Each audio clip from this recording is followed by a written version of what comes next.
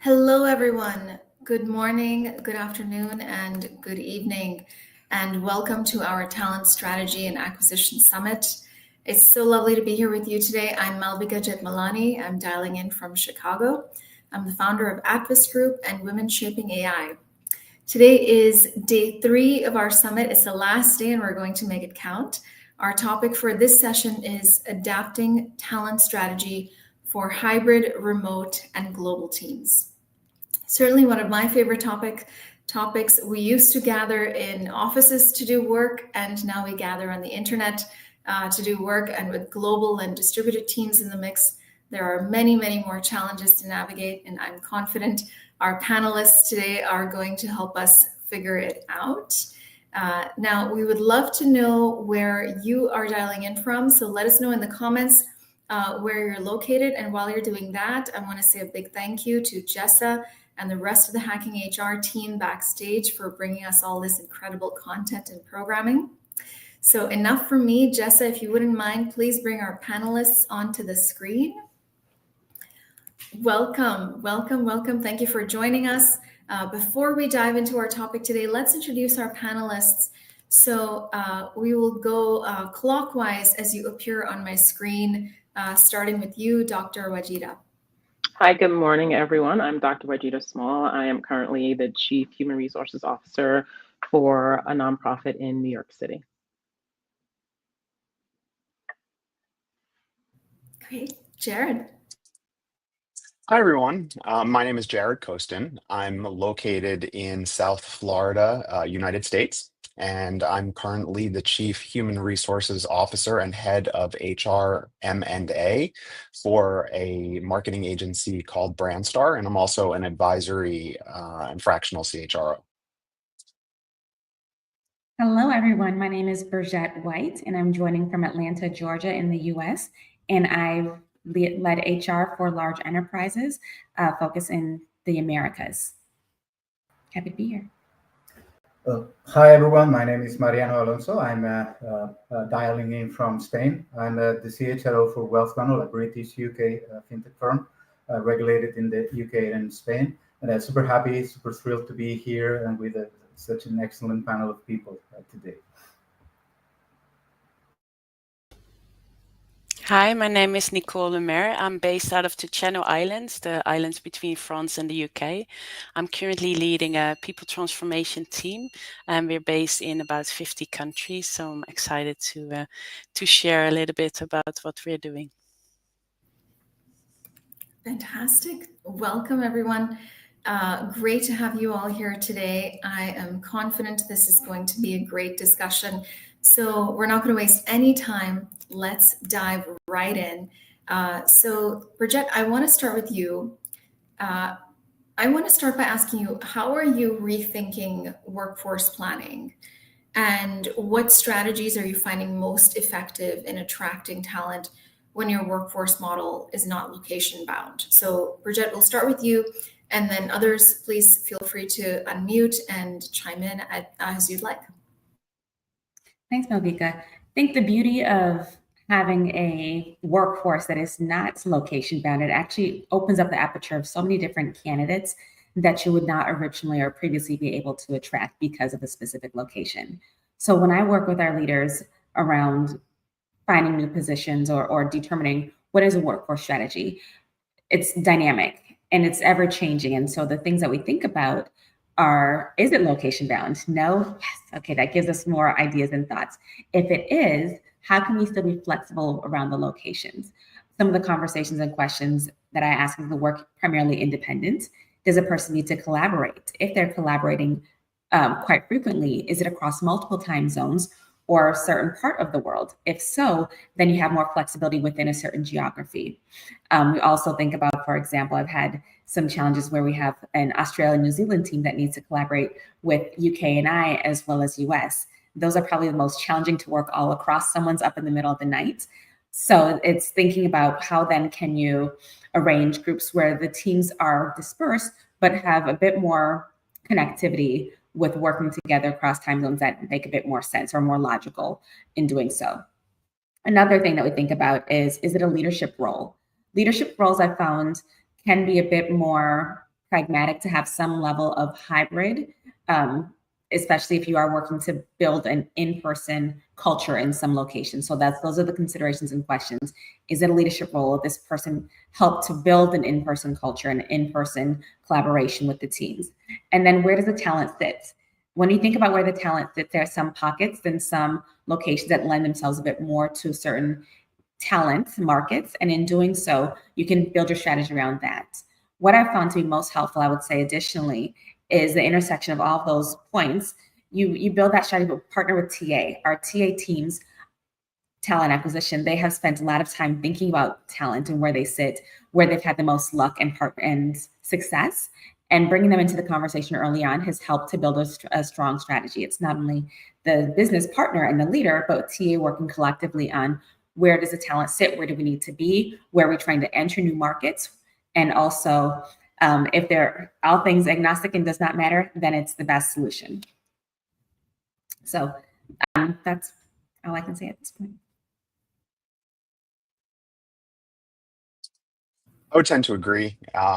If you know, I can lend my 2 cents. I believe the global market opens up just an enormous amount of opportunity for us to source candidates with the right skill set, and taking into account those time zone differences and the norms and so on and so forth.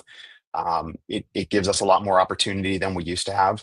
I think, you know, the pandemic actually, for all of the negative it caused, enabling us to really start focusing a lot more on remote and global workforce has actually been as much of a blessing as it has been difficult, right? And we can talk about RTO and whatnot all day long, but the reality is, you know, finding out that, oh wow, there's, you know, a pocket of Drupal developers in Bristol, UK that you might have never known was there, right? And there's just boundless opportunity now.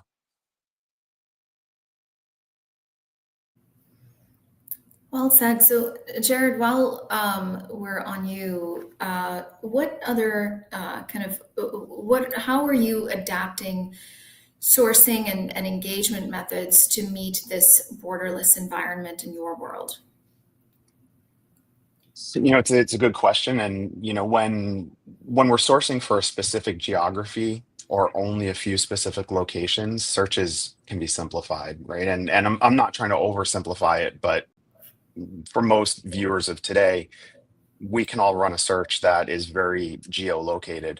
But when you open up the borders, and we're looking to support globally remote teams, searching requires a bit more effort, right? So to me, and from my perspective, LinkedIn has truly become a little bit oversaturated. We read quite often on LinkedIn that people apply to hundreds of jobs and never hear back, or people are now posting private personal updates about their family or whatever it may be onto LinkedIn, right? And I think really because of that oversaturation, and don't get me wrong, it's still a strong tool and there's other similar tools, but I think leveraging the local employee base has really helped quite a bit. Good people know good people. Your local employee base knows what the market is. They know where locally to find people that do what they do, from a colleague perspective. They generally belong to the local trade organizations and the networking groups. And quite honestly, some of the successes that I've found have been relying on freshers and recent college graduates, as a tool to also find some of their friends, and building out that fresher program to bring people in, from the bottom up. So um, I think the last piece to adapting it is, no one size fits all in a hybrid and a remote environment. And it's going to change from industry to industry and based on the beliefs and norms of the business. So, engagement is far more complex for remote staff, um, within your country, let alone going to a global basis. Yeah, if I can share my experience here, I agree with everything that has been said. So that in theory, remote first means that you can source talent anywhere. In our case, regulated set some guardrails for certain specialist regulated roles, like senior management certification regime or CNMV, the Spanish regulator in Spain. You can just hire cross border. You need people who are jurisdictionally approved. So we take a two approach here. For roles that can be borderless, we cast a wide net. As Jared said, LinkedIn is a bit oversaturated. It's been like that since the pandemic. Everything happens on LinkedIn, especially the battle, the war, I would say, for the software development talent. It was really difficult to get good talent, and so you had to expand your scope, and that's what we did as well. So we relied on the freshers, we relied on referrals, and also we relied on local partners, especially when we didn't know the jurisdiction. So it's important to have as many partners, as many friends as you can when you are trying to grow aggressively. That's been my experience in the last few years. Great. And for those of you listening in, please be sure to share your thoughts and perspectives in the comments as well. We would love to know what you're doing in your part of the world. I want to come to Nicole next. So we're talking about engagement, and I'm wondering how would you recommend folks balance between standardized talent policies and the need for customization based on your local market and culture? And how can the second part of that is, how can organizations design talent strategies that prioritize flexibility while still ensuring that the needs of the business are met? I think some of this has already kind of been touched upon as well, in terms of it's really essential kind of to find that sweet spot between kind of standardization and customization, right? So on one hand, you have the standardized policies that can provide that consistency, equity, and kind of the easiness of implementation across certain regions. But on the other hand, it's also really important to recognize and respect like the local nuances in those markets and in those cultures. And this is not only from a kind of compliance or legal perspective, but it's also for how do you actually communicate with one another to actually create that better engagement. So to achieve this balance, I think it's really important to kind of adopt a global framework. We call it like a global framework with like a local adaptation approach. So what we do is really, we set like a broad overarching principles of, okay, these are the things that align with our values and goals, but really allowing for that flexibility. Okay, these are the company's values and goals, but actually what do we do locally? So for example, and I'm going to take a very sensitive one, with our kind of company-wide commitment to an inclusive culture program, that could be then adapted across the world in very cultural context of each market, right? So we would have a very different looking inclusive culture program in the US compared to maybe the Europe or to Asia. So it's really addressing all those kind of unique challenges and opportunities. And I think it's really important to really look into the varying norms and those values. And that kind of goes into then, okay, how do you actually design this talent strategy? And I'm talking very much from a global approach, right? So very much a remote organization. This sometimes is a little bit different to a hybrid approach, whereby maybe you have more people working from offices than actually remote. But if we really focus on outcomes rather than processes, right? So we empower our teams to work in the ways that best suit themselves as individuals, and that actually helps our collective need. So it's very much from a shift of traditional static planning to much more iterative approach to kind of open to change. So flexible work arrangements, for example. And I think that at the moment needs to be looked at anyway, how the world is going up. So scaling up and down when you need that, implementing personalized career development programs. For example, AI could really help with that. So this is kind of the approach that we're doing, and then also very much a data-driven workforce planning approach. So kind of tying everything together, what everybody has said. Nicole, I would agree with that. I think that's where I found it most successful, as well as that global framework principles.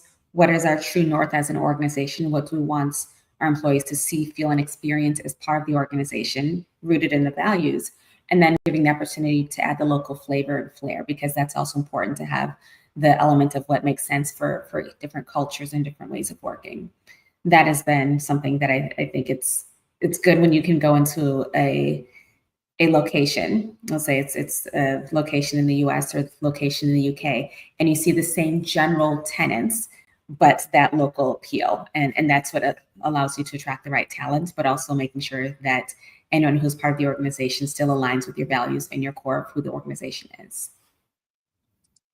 Yeah, I tend to agree as well, right? There's standardization of talent policies, not necessarily customization of the policies, but customization or flexibility in the way that we apply them, right? So we can be flexible yet consistent in the markets that we're operating, because the reality is, people want equity, and so within any geographical location, we do still need to have some level of consistency, right? But what's consistent in the UK may be different than the US, than Brazil, than India.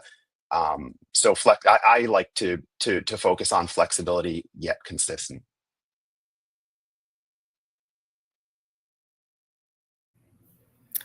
Great, and I'm looking at the comments here, and Kathy Eastwood says, Nicole, love this, Nicole, focus on outcomes to help drive global teams. So this idea of outcomes over input. And I loved what you said, Nicole, as well about global policies, but adapting them to the local market needs. Yes, Kathy's restating global framework with local flavor. We used to call that glocal in one of my organizations. And I actually very recently supported an organization where we had employees in more than 15 countries. And one of the team norms, was async first, to be able to allow people across the world to contribute to the work that was being done. And you didn't always necessarily have to be in a synchronous meeting to contribute your point of view on something. So Dr. Wajida, I want to come to you next. When you think about this from an employee experience perspective, how does employee experience need to evolve in global teams to attract and retain talent in 2025 and beyond? That's a really great question. And as I think about it, there's a link between all of these: hybrid, remote, global. And a lot of folks are talking about, Bridget, when she talked about her talent strategy, one of the questions she asked, how much collaboration does a person need? And that kind of helps her assess. But what I have found from an experience perspective, in whether you're remote, location-based, or hybrid, there's a need for connectivity. There's a need and desire for collaboration. And from an experience perspective, it's important for organizations to provide their workforce, regardless of how they are designed, with opportunities to collaborate and connect with one another.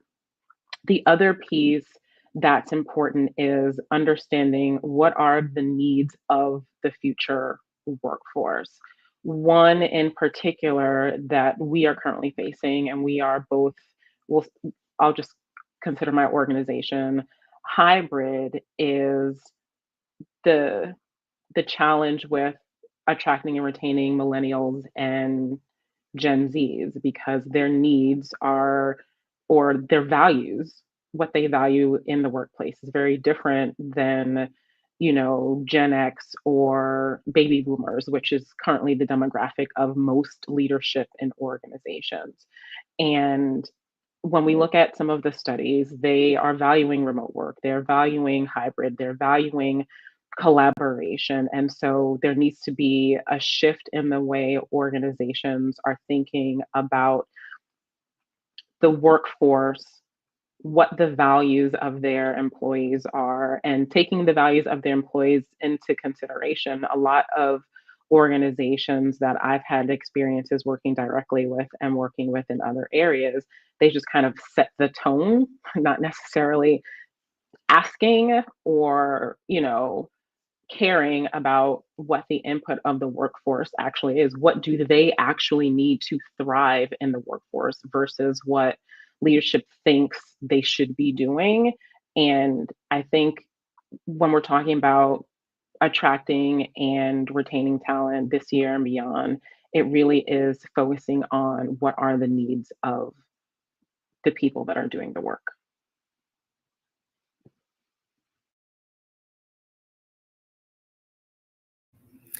And someone says in the comments, I wholeheartedly agree with that philosophy. So Mariano, I want to come to you next and talk about how to actually operationalize some of this. So from your perspective, how should companies adapt their talent strategy to handle some of the real operational challenges that come with remote and hybrid and distributed teams, especially when it comes to assessing, onboarding, and managing performance? Yeah, sure. I think one of the biggest mistakes companies make when they try to go full remote or start to have a distributed workforce, is separating talent strategy from the messy operational reality of distributed and remote work. So the truth is, your strategy is as good, or I would say your strategy lives or dies in the details of execution, and that working remotely makes that even harder. So in terms of the candidate assessment in remote setups, you just not can rely on gut feeling or the office chemistry. You need structured interviews, asynchronous case studies, clear decision frameworks to reduce bias, and that running interviews like this on a screen is difficult, and reading the signals, it's especially across cultures and time zones, it's difficult. So it's a challenge, and you need to be really structured and have a robust framework. So regarding onboarding, in office, the culture is absorbed passively. Remotely, you need to push the culture. The culture must be shaped intentionally. So that means onboarding is just not an HR admin task. It's a strategic moment to start engagement and the retention. The retention starts with onboarding. So in our case, we design a 30, 60, 90 days onboarding plan for every new joiner with get-to-know meetings, goals and deliverables after each of those periods, after 30 days, 60 days, 90 days. And the HR is really involved and participating in with the managers. And we also make sure that the new employee feels comfortable and supported since day one, because, remote onboarding can be a bit lonely. So we try to establish weekly touch base points and stuff. So performance management without the close proximity, that's also a challenge. You cannot manage what you don't see, and remote reduces visibility. So obviously we measure outcomes, right? So we need to push on that. We need to use OKRs to drive clarity, train managers to give feedback regularly and consistently across geographies. In our case, we encourage weekly one-to-one meetings between managers and employees, and we ask them to document everything. We also ask employees and managers to rate the workload weekly, because you're not there in the office to see, okay, is this person burned? So we don't want people to feel burned or anything. So with that input, we have an indicator for each department and for the entire company, where we can track if the workload is appropriate, but also helps tracking the individual. So it's a very simple indicator, but provides a lot of helpful information. So all of this is talent strategy, but you cannot forget the operational realities to make it work. You know, to fulfill your strategy. Marianne, if I could tag on to that, because I think one thing that you said, that two things that struck me is the onboarding piece. And that is something, particularly when you have a dispersed or remote team, that onboarding experience is so critical, and one that employees will say, okay, this is an organization that when I feel welcomed, I feel that they planned and prepared for my arrival, or they didn't. And those key moments can determine whether an employee will stay with that organization or not. One of my past research pieces that I read indicated that an employee will make a decision within the first 3 days of whether they will stay with that organization or not, based on that onboarding experience. They might not leave the next week or the next month, but they've already imprinted in their minds, is this for me? And a key part of that is how they felt welcomed, prepared for, and how easy it is for them to engage and begin working. How many times can we think of employees who they start on day one and there's no laptop for them? There's no way for them to engage and connect, or the IT element, not to blame IT, but those elements make it difficult for someone to connect in on day one. And so getting that wrong can have lasting impact.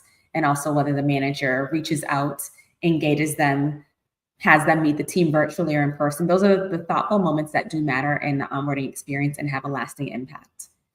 If I could also add around the performance piece.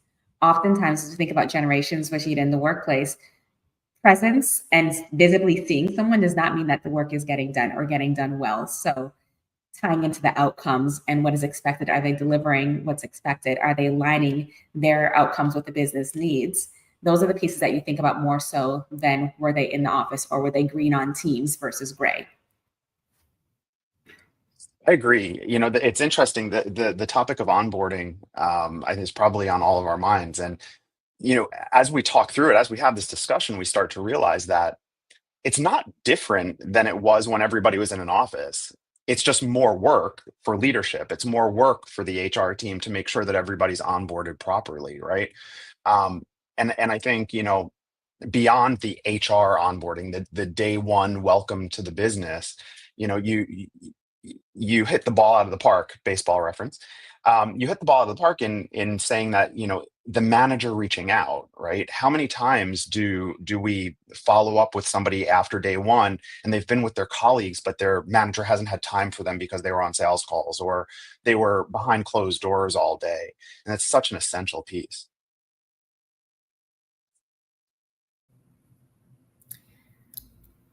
Kathy says in the comments, I've managed global teams for over 25 years. I learned that you need to be more deliberate and vulnerable to build the connections remotely, as well as ensuring all voices are heard. I used to have to do that all through conference calls. The pandemic normalized video, which made it that much easier. And Mariano, I love the point that you made about being deliberate about designing your culture, right?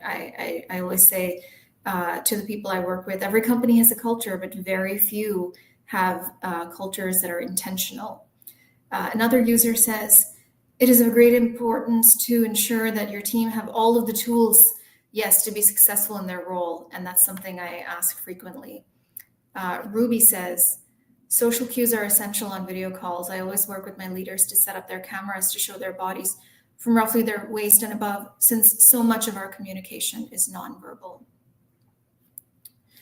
So we've touched a little bit on leadership skills. Jared, you mentioned how this is not that much different from doing it in person, but what's required is more work, and it's hard work from leadership in HR.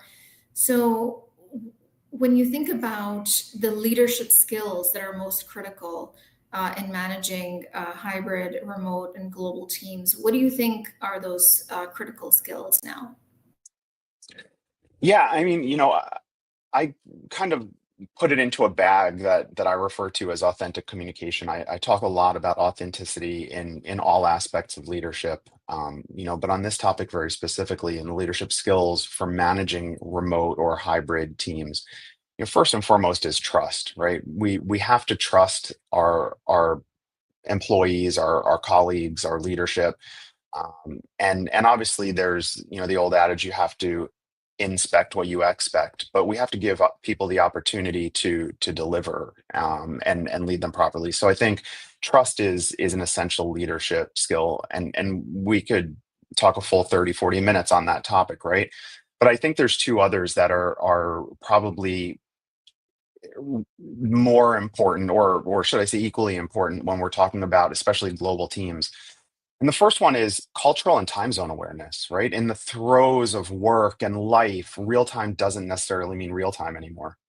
And if there is a component of a requirement of real time, then employees need to understand that their hours may not be their current time zone, but their work hours may be another time zone. But the reality is, if you understand where your people are, the boundaries that exist, and then work from that perspective, leaders will have a much better outcome back to them. And I like to talk about a few jobs ago, I was Eastern Standard Time, but I was managing a group of people that went from California, US, all the way to India. And so you could argue that my requirement as a leader was 24/7, because as West Coast US was going to sleep, people in India were getting into the office and vice versa. So we had to build boundaries for time zones and understand, when was that sweet spot of time when I could get the team together, and if it wasn't something that worked for people, it had to sometimes impact these people late in the night, but sometimes these people early in the day if they're required the group setting. And just really beyond that, beyond the time zones, the concept of cultural norms, right? What's acceptable? When is it acceptable to reach out to somebody that might be there early morning, but it's your midday? So just that general awareness, I think, is the second component and skill that's critical. The last one is what we would like to be a simple one, but it's not, and that's listening. Just understanding what's on people's mind, hearing them, making a concerted effort to reach out and hear what's going well, what are their concerns, what did they need to be successful, and truly listening to what employees are saying, and then building out programs and methodologies to enable them to have what they need to be successful. So if we kind of recap on that, I look at it as authentic communication, but it's really cultural awareness and listening.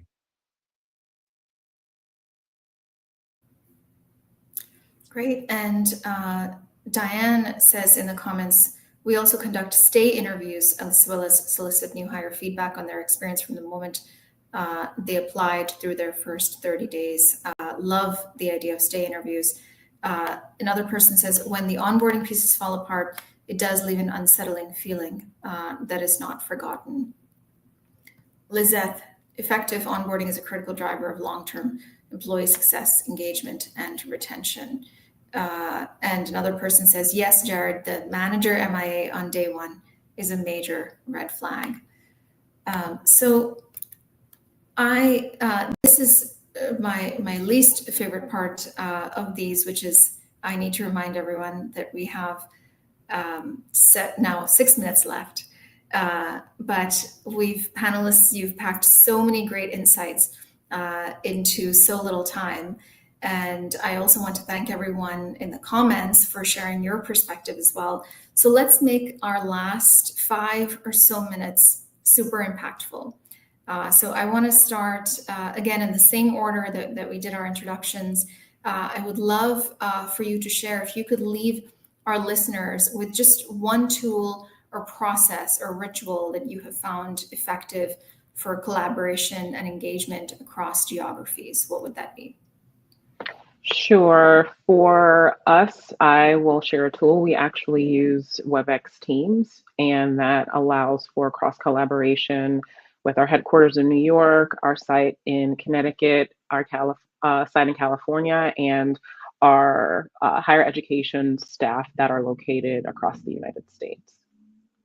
And it's everything from, does someone know how to unclog a printer, to, here's this great article, to, don't forget that we have this wonderful benefits session coming up, and, I'm happy to help anyone answer any questions, and they help each other, which is, for us, I think is awesome.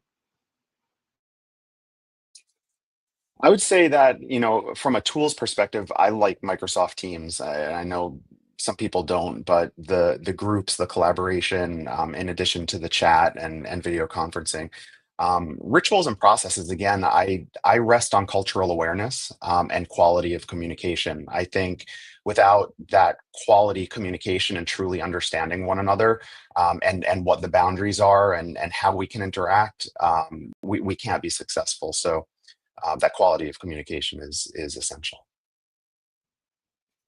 Jared, I'm also a huge fan of Teams. I think working with distributed teams, that the Teams chat becomes an essential space of connectivity and feeling that you're a part of something. That's where you go to have the water cooler talk, if you will, and also have ways of being productive within that too. I'd also say, from a ritual perspective, as a manager and as a leader of dispersed teams, using those first few minutes of your one-on-ones to truly check in, build trust, and build relationship. Things that might happen organically in the office by saying, oh, that's such a cute shirt, or how was your weekend? You have to also make the time for that on the Teams call. Don't go straight into business, but build a rapport, build trust, and build relationship. That also gives you early indications if there's something that's gone awry.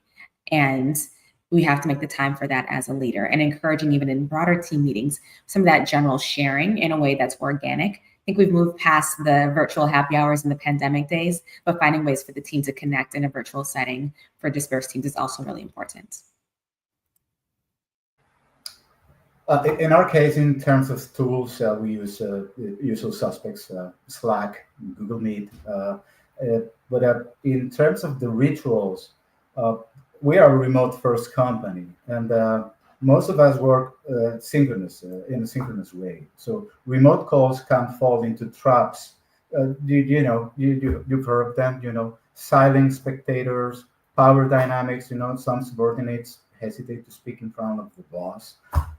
So it's on us, on HR, to make sure everyone can participate, everyone is going to be heard. Also, we have a camera on policy. I don't like the empty screen effect. I don't like talking to blank cameras.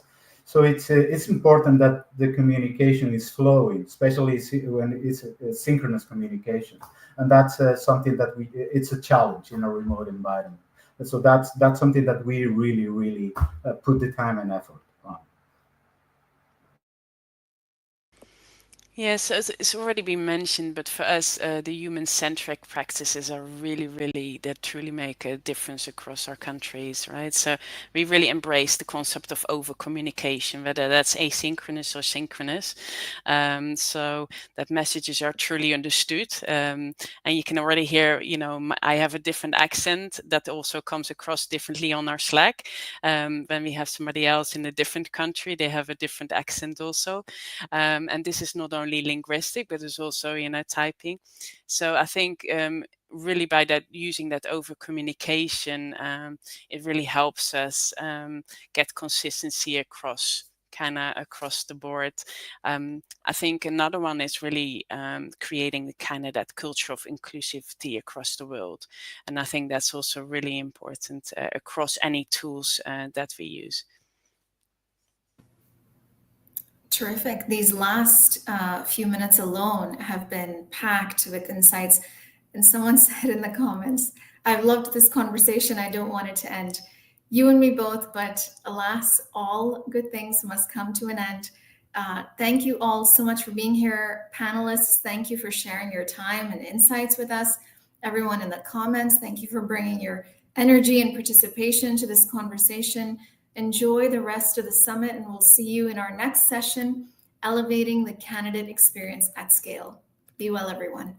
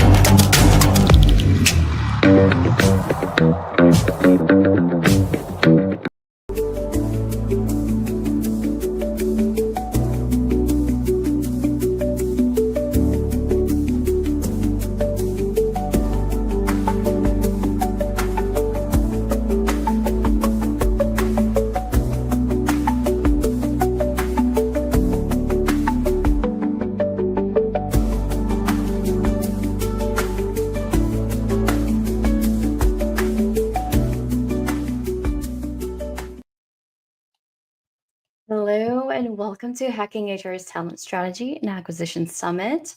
My name is Linda Yang and I will be moderating today's discussion around the candidate experience at scale. So with that, let's welcome in our wonderful panel speakers. Hey everyone. Hi. Hey. Hello. Hi, everyone. All my partners. Yes, all of my partners for the next 45 minutes. So let's start with some introductions. Kristen, I'll give you the mic first. Sure. My name is Crystal Lewandowski. I am the VP of Talent Acquisition and Recruiting over at Quantum Metric. We're a Series B venture-backed scale-up, roughly 430 people now, and we are in the customer experience space.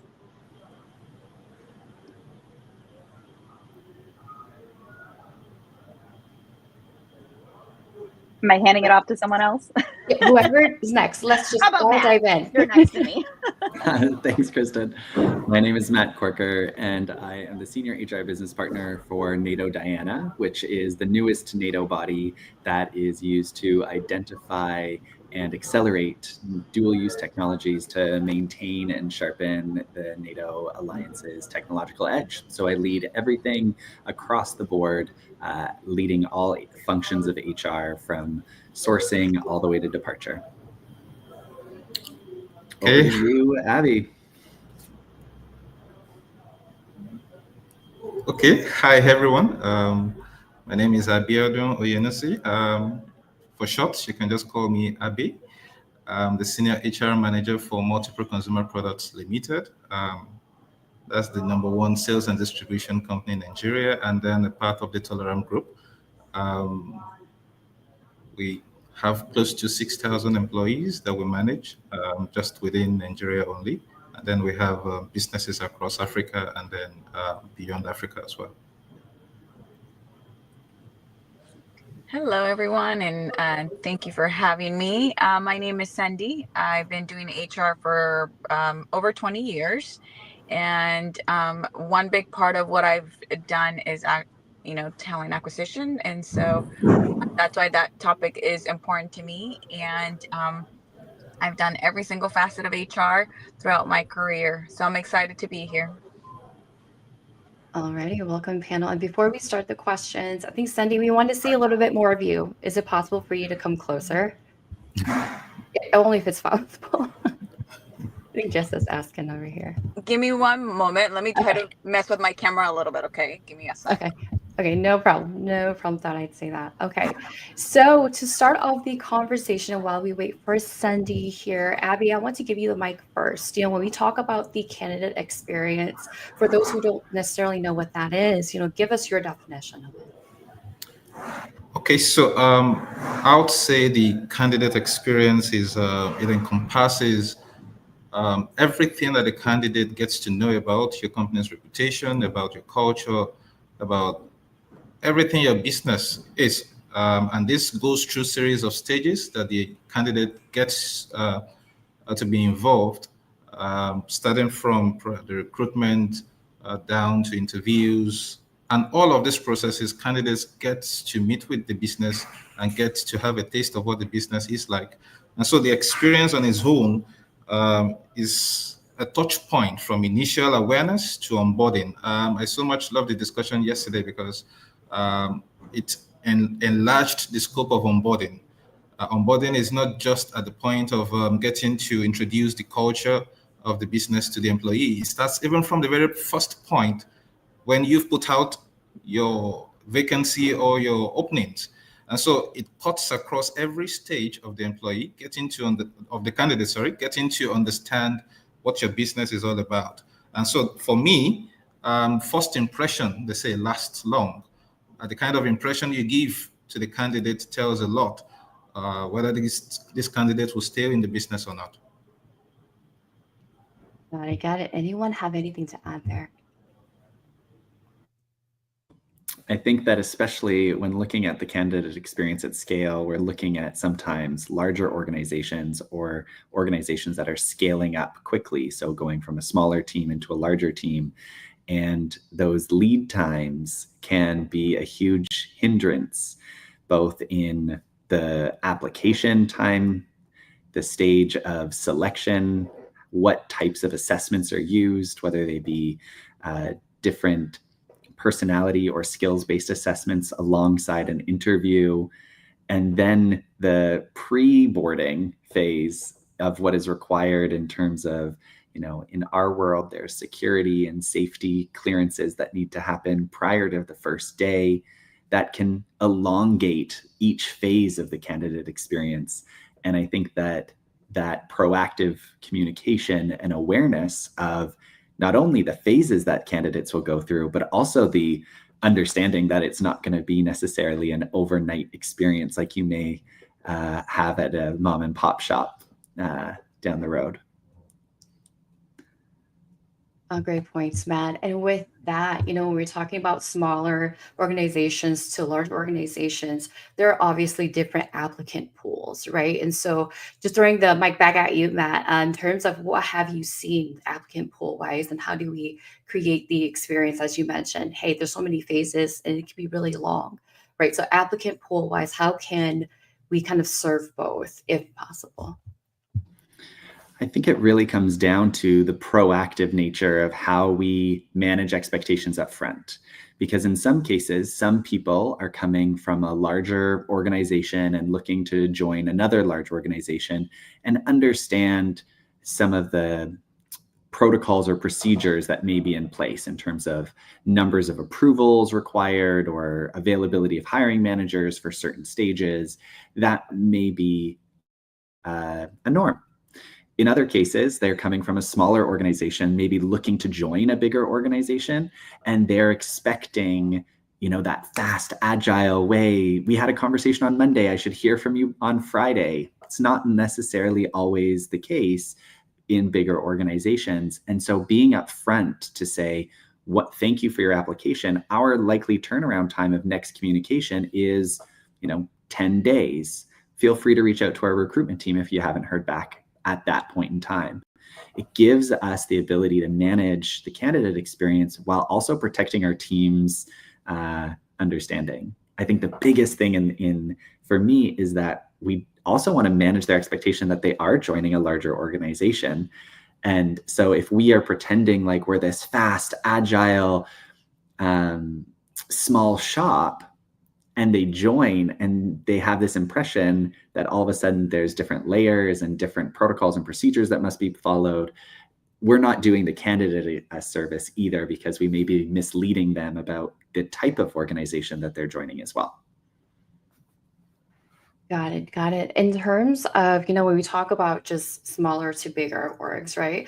And then now there's also that additional layer of local applicant pools versus global.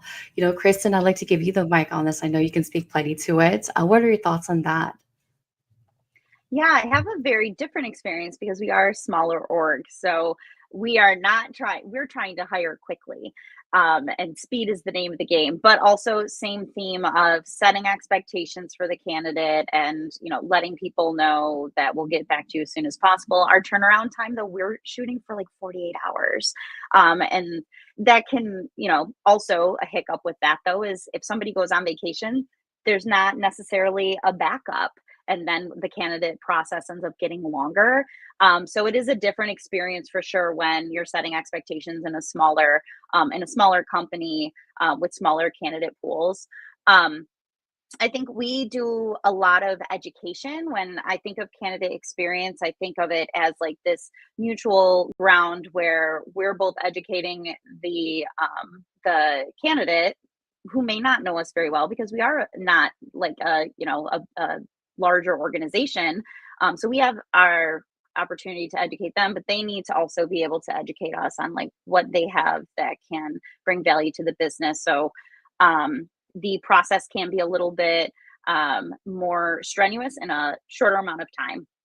All our candidates interview with executive team leaders and that they would be ultimately reporting under, and every candidate still meets with our CEO.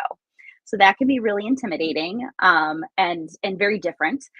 So we have infographics and things that we send to people before end stage calls with executives to help set expectations and to help maybe like ease a little bit of the intimidation that they might experience. And that goes global. So sometimes scheduling, when we're all our E-team is based in the US and we're hiring in like Germany or Spain or the UK, that we have to adjust for those time zone differences because our E-team is going to be farther away from them.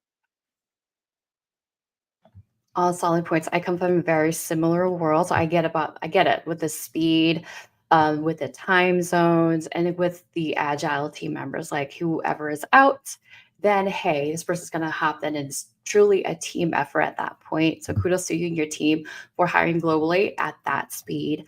Also, in terms of so when we think about the candidate experience and we want to create a very seamless, I don't want to say this safe, it's almost bespoke, right? How do we do that with so many, people in varying countries and time zones and even industries? And this brings me to you, Cindy, in your industry, what have you noticed in terms of the applicant pool versus other industries, and what strategies have you kind of taken on? So for me, I think it really does depend on the role that you're recruiting for, right? Because if you are recruiting for a light industrial role, you're more likely to have a huge pool that you can pick from. Is it always the best? Not necessarily. But you have a larger pool than what it is when you're trying to recruit for an executive role or even a mid-level role. I think it kind of does get a little bit more challenging when you're recruiting for those roles, specifically if you are looking for, like what we always call them, our unicorns, right? That they have to have this, and this. This would be nice to have, but, type of thing. So I think that does make a huge difference. I think, but however, across the board, I think like Matt was talking about, setting expectations, making sure that whether it's you have a set, process for your light industrial roles, these are the expectations. You're clear from the start. And I think one big thing that we tend to do especially for the light industrial roles, is that we just want a warm buddy, like we are rushing because maybe, let's say, for example, we're in manufacturing, we're doing production, we gotta go because time is money. So I think for when we do those, we gotta make sure that we're doing the right hiring, right? So I think we need to also make sure that we're working hand in hand with that hiring manager and saying, hey, I know you want turnaround in 48 hours. However, this is not going to be possible for these reasons. I know you need a body in here, but let's be smart about it. Look at our turnover. How bad has it been? Let's utilize that data to make sure that we are setting the right expectations and that we're helping our hiring managers be able to understand what they're getting themselves into with a quick hire that, just because they need a body. And then same thing with, your mid-level. Let's set the expectations from the start. Executive, same thing, right? And I do think that being upfront with your candidate, the more transparent you can be about truly what they're getting themselves into goes a long way. Because how many of us have gone into a role and you were told, oh, this is how it is. You walk in and you're like, this is nothing compared to what I was told that that the role was going to be, or that the culture was, or that kind of stuff, right? So I think and like Abby had said, first impressions go a long way. So making sure that you are setting the right expectations, you're being transparent as possible, and you're putting your best foot forward, and you have those procedures lined up properly in the sense of, this is how we're going to handle this level of role, this is how we're going to handle this one, this is how we're going to handle this one, and making sure that you're trying to stick to it as much as possible. And if there's going to be any deviation from it, communication is key. Got it. And I love that you're transparent with your candidates, and also that you mentioned, hey, sometimes some businesses just need more bodies. That's just the reality of it, right? So I love that you touched on it. We all have just gone over kind of the baseline candidate experiences that you have created for your teams, right? So when we look at it from the view of scaling, like during times of high growth, sometimes not everything sticks, right? I myself have created people experiences in which it's like, okay, we need to let everything go here. And now this is what the actual experience looks like during a time of let's hire in 24 hours from Upwork. But how do we kind of maintain that kind of experience? So I'm curious to hear, this is a question for everyone, what methods have you seen stick during the candidate experience times, especially during high growth and kind of urgent times? Anyone can start.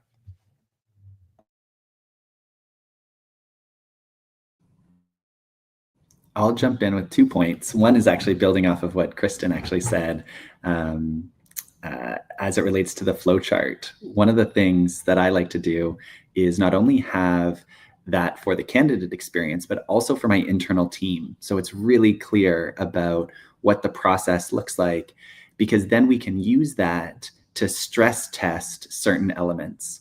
So, okay, what happens if this process works great with 10 candidates? What happens if we add a 0 and now all of a sudden we have 100 candidates? What does that do to our communication expectations to the candidate? What does that do for the funnel to hiring managers and other evaluators? What happens if we stress test the number of different nations or nationalities or diversities we have included in our pipeline? What accommodations do we need to be making that we haven't already made yet? What other assessments do we want to include to ensure that they would be able to be operable on day one? So there's that one piece of just stress testing the system. And then the second piece, I would say, is really making sure we're clear on the idea that small doesn't always need to be fast. Small can also be really disorganized. And so if we're feeling disorganized and kind of going out in different directions in a small time, the first thing to do is not to stress the system. The first thing to do is put structure to it so that when the system gets stressed, it can then scale really easily, or at least be tested. So I would say first do some stress tests of the system in a hypothetical manner before you need it. But if you're feeling like current state is the stress test, then it's time to actually document the workflow in a structured way. Okay, I agree with Matt. Very important to test the process. So here, also we create a system where you have a dashboard, you have metrics to measure what you're actually doing. You want to be sure that you're not just hiring for the hiring's sake. I love one of the quotes from Dr. Brande Fanel. If you don't onboard well, then you're just setting up your next vacancy because the process needs to be right. So if something is wrong in that process, you need to find that out, document, and then go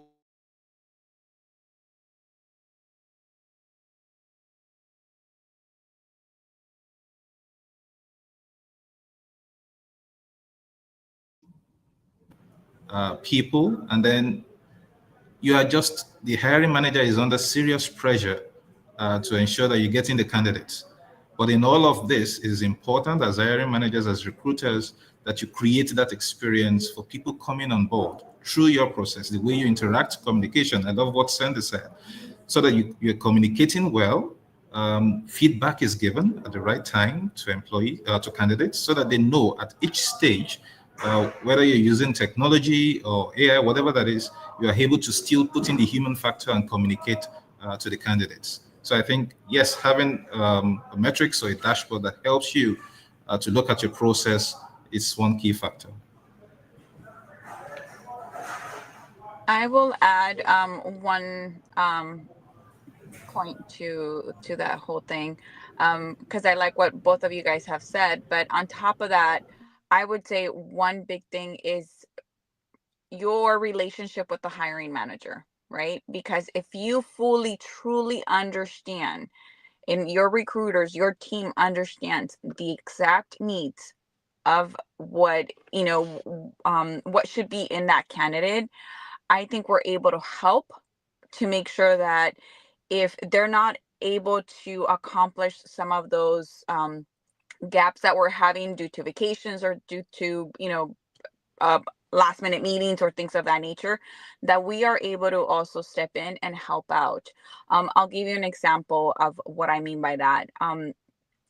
At one of the companies that I worked at, I got to know what was needed so clearly that when I would do the screening, I wouldn't go to the hiring manager and say like, hey, I have this candidate for you for this role. I would literally just set up the interview and send them the resume and do my little presentation. Here are the key points. This is the reason why I am setting up this candidate with you to interview with you. You have to build that trust. And I think that goes a long way with all of this as well. I agree. I think that when you've worked with somebody long enough, and especially on a role that's like an evergreen where you're hiring for the same position, you can take that liberty. But my take is actually a little bit different because fast is relative. Like, so for us, we can post a role within 24 hours and have the first screened candidates to hiring managers within a few days, and that's pretty fast. But I think if you jump into a role too quickly, you might need to make adjustments, and it's like putting the plane together while you're flying. So I actually encourage my recruiters to force managers to slow down and to think methodically and get really strong alignment. Slow is smooth, smooth is fast. So don't skip the kickoff calls and getting all the interviews aligned. I think that especially in like the breakneck speed of startups, especially in tech, like there's a need and we want to fill it. And there's like this anxiety to just like get the role posted, and then you get 300 applicants and they're all wrong. So like if there is this like a newer role that requires a little bit more thought, or hey, we're going to slow roll this out because I don't want my recruiters setting a hiring manager up with 10 interviews that are not going to work out. Like, let's do 2 or 3. Let's talk about them. Make sure we're going in the right direction. And once we are laser set in the right direction, it's like, okay, everything is tight, everything is perfect, and now we move fast. So I think it's really about the recruiter and the talent acquisition department really setting the pace when we accelerate.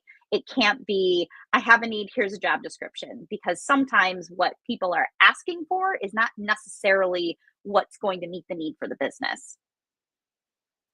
Beautifully said, Kristen. Thank you. So, all great points. We've talked about trust, we've talked about process, we've talked about metrics, and then also pacing, and that's all internal, right? When we think about the candidate experience, I'm curious to hear what you all have done in terms of the candidate touch points, or how do we know in your organization, hey, candidate, how are you feeling? How are you doing? There's I've seen comments about ghosting, which is a thing within this job market. And so I will give the mic to Cindy. You start on this one.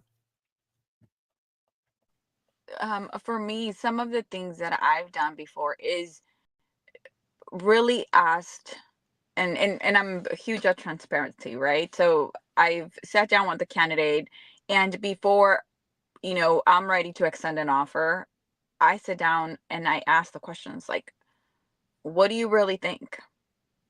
I don't want you to, just because you need a job, I don't want you to tell me, I don't want you to try to butter me up, because realistically, I'm not making that final decision. I want to know truly, your thoughts and your experience. And you'd be surprised as to how much sometimes they are willing to share. Sometimes you are able to see that they're, regardless, you can say like, I want transparency, and they'll still give you the fluff, right? But you say, look, this is the reasons why I'm asking you, because I see that maybe perhaps, you might be, I don't know, I'm trying to think of an example. This might be a little bit where you perhaps you're used to fast pace. We're, very different here with your role. What do you, how are you going to be able to adjust to that? Is that something you can adjust? And just kind of bringing up those points to them as to where you potentially could see that there might be an issue, to see how they respond, to see how they're able to tell you like, well, here's my game plan.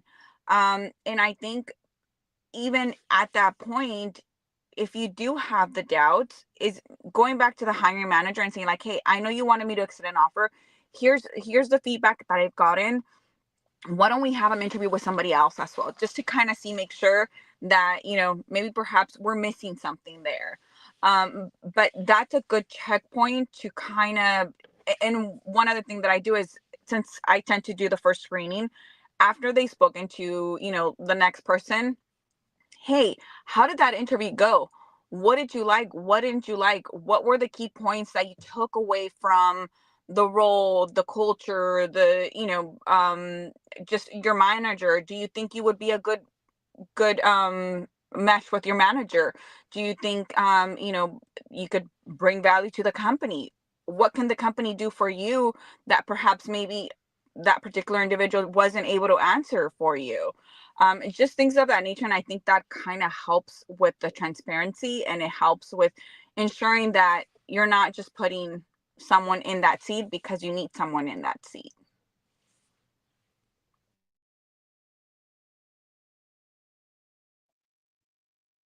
Bernie Mac, can you go next? Yeah, I love the question of, let's shift it to what does the candidate actually experience? And I want to use an example of in a previous organization where there's internal audits and controls over the hiring process to ensure equity, and we're talking highly regulated industry, and there may even be labor unions present as well to make sure that incoming staff are being treated or vetted accordingly. With that, let's say you have 300 applicants to a post, and there's only one post that you are able to hire for. At some stage, we have to be clear of at what point does there become a personal connection, and what point will there be automated systems? So managing up front to say the first round will be a vetting of your resume and CV. Then you'll go through maybe a pre-recorded interview process. At that point, our recruiter will reach out to you to talk to you about the next steps, which will include X, Y, and Z. But we really help manage, like, this is the point that you'll really get a live conversation, because we can't have live conversations with 300 people in a fair and equitable way. So it's also managing, at what point. One of the things that we've done here at Diana was implement remote-only interviews, even for people that live, an hour away from the office. And one of the reasons, not only is it great from an equity perspective to make sure that people who have different lives can participate in a more flexible manner, it also helps us understand how people present in an online forum. When we're working in a multiple location office, we're on video calls all the time, and we actually want to know how you come across in the virtual domain. That's an important part of how we'll do business with you. And so sometimes people's frustration of, I just want to come for an in-person interview. I want to get to know people. That's what I want. Sometimes our job is not only to say, well, from a scheduling and scaling perspective, it's not going to work, but really it's also to support us in evaluating you and you evaluating us, because this is, you may have your manager in 3 time zones away. And so the only way you're actually going to be able to talk to them on a regular basis is this virtual way. So let's reframe some of these friction points in a way that actually works for the candidate, but also works for the business.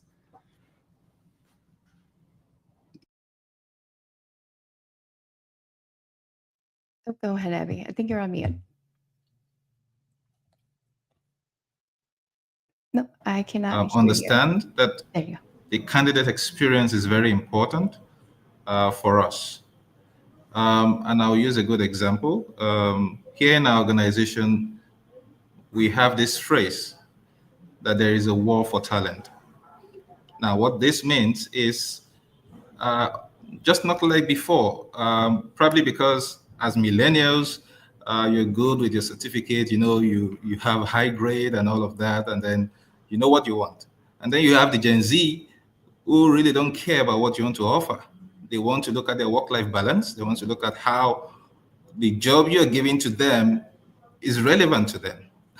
And bigger is the Gen Alpha. I don't know what to expect with this generation, but then they don't care. I've had offers, given offers to people after so many, giving experiences and all of that. And then they tell you, I'm sorry, not because the pay is not good, not because the work condition and benefits are not good, but because they look for something better. And so you must understand that if you must give candidate experience, you must build a better candidate experience for people coming into your business. It starts with the culture. And I say culture is the way that we do things.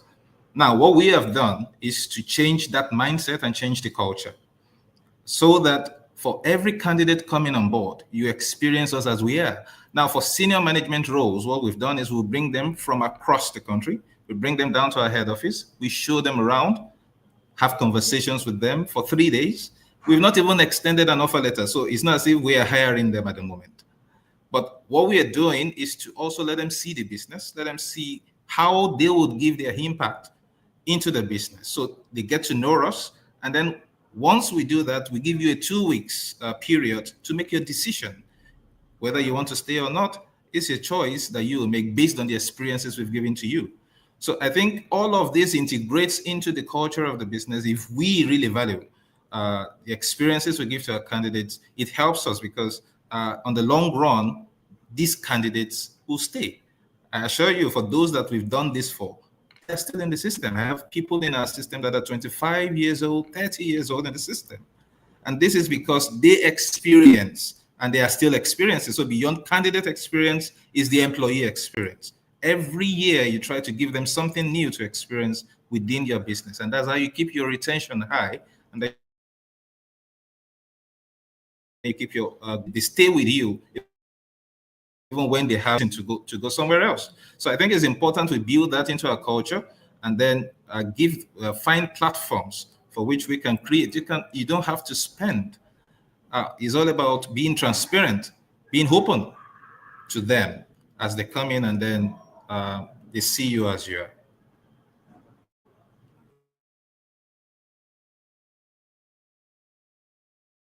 So I'm a huge Disney fan, and the worst thing about Disney is the lines, but they communicate a new world while you're waiting for like the next big thing. And I've kind of like taken that philosophy and we carry it into the recruitment process.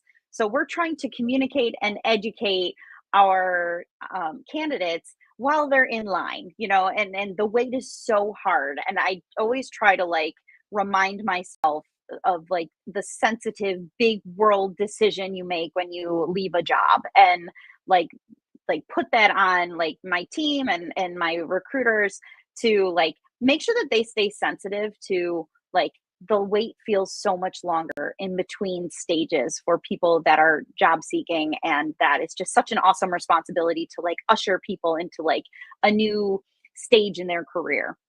So like communicating and educating and bringing people deeper into our world at Quantum Metric is important to us in our process. At final stages, people are invited to casually meet with members of our ERGs. People are like the core of what we do, and it's super important that we hire like passionate people that are excellent communicators, because we are a fully remote business. So we do have a lot of interview steps, but there's a lot of communication in between them. And then when people do receive an offer, we use HubSpot to send automated emails to candidates after they accept, with like little get to know you emails and fun facts about the business or a video here and there, just to keep people engaged and excited. At earlier steps in our interview process, we actually put our interview steps in the job description. So setting those expectations immediately, because we do have a couple roles that have a lot of steps and some people just aren't interested in that rigor. But we noticed since we've started putting those steps just at the front of the process, we're seeing less drop off in those roles based on like people just not wanting to do assessments and things like that. So I think ultimately, like, it's the setting the expectations and really just coming to the talent market, welcoming them into the fold to see if like, is this a place that I really jive with and that I can be my best self?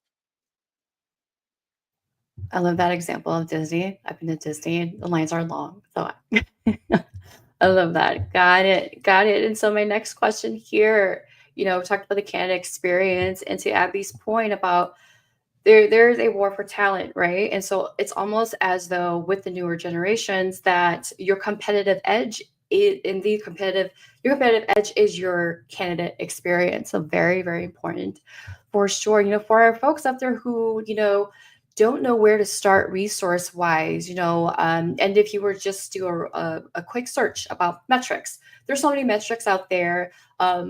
Depending on your organization, and how do we know which metrics to use to assess our individual recruitment processes and our candidate experiences? Matt, I'll start with you on this one.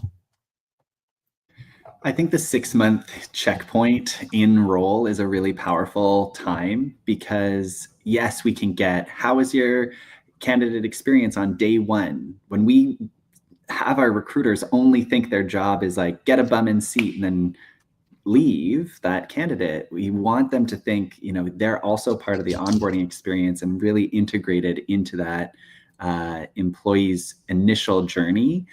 I think the 6-month mark is a really interesting one. You can do probation surveys or probation reviews at that point in time. You can also really tell whether or not people drop out prior to. So you're seeing retention rate data can be a really interesting one as well. You can also see in terms of their performance or their goal trajectory or their efficiency on their goals to date at that point. Because at this point, they should be performing, if I'm working with Kristen, she's probably like, by 6 months, you should probably have already created 5 things for us. So there should be some tangible results that you can look at and you can assess the talent.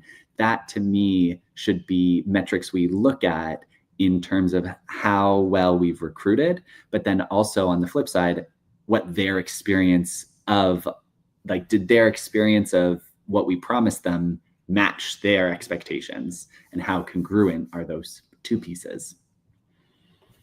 I do something very similar, but we do the 30-day mark. All the recruiters meet with their candidates post-hire at 30-day check-ins, and we ask like 3 core questions. Are you happy?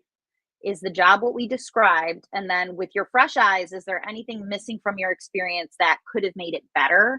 And we kind of get those insights of like, oh, well, I interviewed at XYZ place and they had this benefit. And then we can kind of take that back to HR, like, oh, like people are offering pet insurance. And it just so happens that people that were looking at to join the company, we got a lot of dog owners. So like, is this something that we could add to our benefits? You know, just as an example. So we try to capture that a little bit earlier, but similarly on a more maybe less qualitative, more quantitative standpoint, doing a 90-day check-in with the hiring manager and asking them the question, would you make this hire again? Okay, so I would say a candidate net promoter score survey will also assist us in measuring time to fill, offer acceptance rate. All of this could also point to how well we are creating that kind of experience for candidates. Then application completion rate. Probably you started the application process and somebody drops out or probably did not accept, just like Matt said, the acceptance rate. So these are metrics that we can use to also measure how well we're doing in terms of creating that kind of experience for our candidates.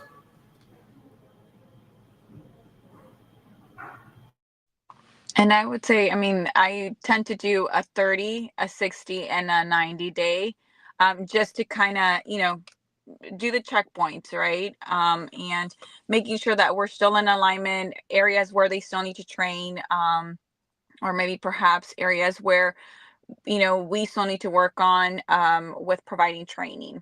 So, but I tend to do more a 30, 60, and 90-day.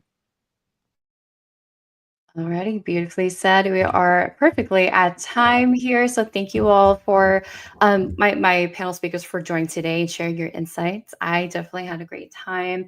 Thank you for everyone for tuning in and stay in place. The summit is still going. So thank you all. Enjoy the rest of your day. Okay. Thanks all.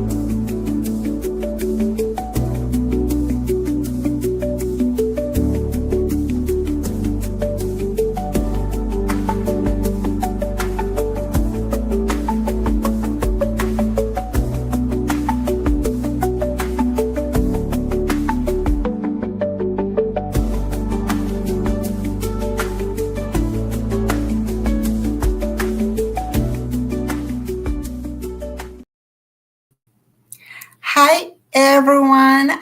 Welcome to this panel on connecting DEI to business and hiring outcomes. My name is Bricia Ceja, and I will be your moderator for the next 40 minutes or so. Whether you are joining us from across the street or across the world, I would love to know where you are joining us from. So please feel free to drop a quick hi and where you're joining us from in the chat.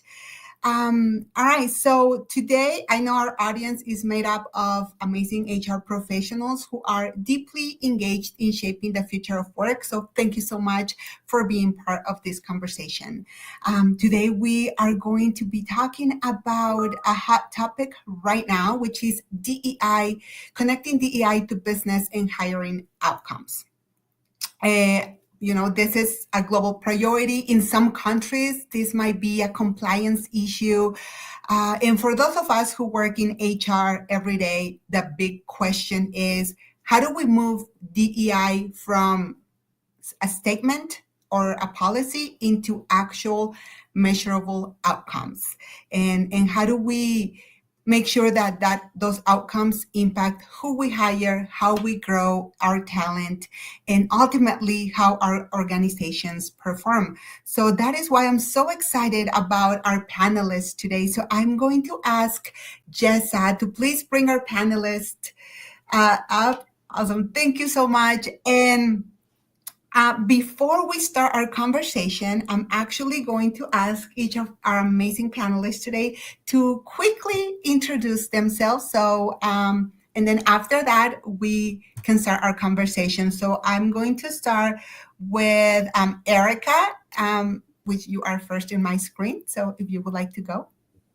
Well, good morning, everyone. My name is Erica Gordon-Roberts. I am the Director of HR for Look Listen, which is a digital marketing agency in the Atlanta, Georgia area. I am also the founder and principal consultant for TIE Solutions Group, an HR consulting firm that provides leadership development, training, and consulting to businesses locally and nationally. I'm very excited to be here today. Thank you so much, Erica. And Dr. Pearson? Well, hello, everyone. I am Dr. Angela Pearson. Everyone calls me Dr. P, so you can too. I work as the Director of Organizational Culture and Belonging for Ithaca, which is a nonprofit with a mission to improve access to knowledge and education for people around the world. And I am so glad to be a part of this wonderful panel because you are right, this is a hot topic. Thank you. Thank you so much. Let's see, Lauren? Good morning, everyone. I'm Dr. Loran Rajuezo. I am the only DE&I workplace psychologist in the United States. I am a chief people officer here in working in healthcare, and this is a topic I'm extremely passionate about. So I'm glad to be here. Thank you so much. And last but definitely not least, we have Siobhan. Am I pronouncing that correctly? Siobhan. All good. I'm used to it. So my name is Siobhan O'Byrne. I work with a company called Envol Strategies. I am an HR and DEI program manager. We are a consulting group that helps companies make their businesses more human. And a big part of my role is helping businesses embed DEI more holistically throughout their businesses and kind of do exactly what we're talking about today, taking it from that statement into being something that is more actionable and tangible in their business. And so I work with companies across different industries to help them achieve that. Awesome. Thank you so much. So I'm very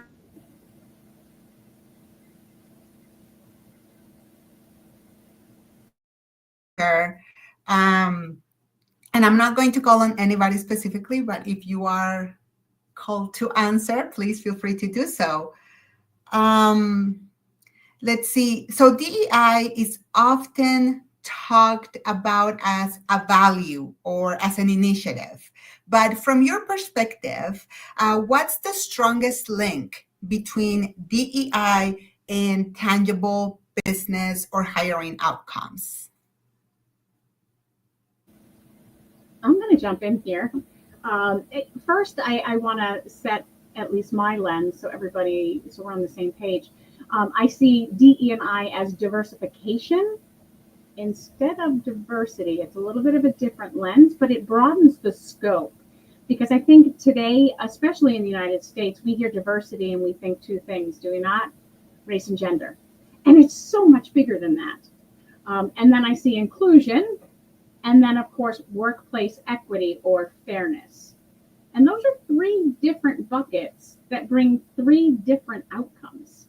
And we need to keep that in mind when we're looking at talent strategies or the impact of the DE&I in the workplace. We know that and the data supports, when we have an inclusive organizational culture that's built on workplace fairness or equity, that it attracts diversification, and that diversification drives the business outcomes through different lenses and perspectives and life experiences and skills. We know that. The data supports that. So why wouldn't we be doing that, right? Rather than sitting back and going, there is no impact. I'm going to tell you right now, there is impact. There is data that backs this.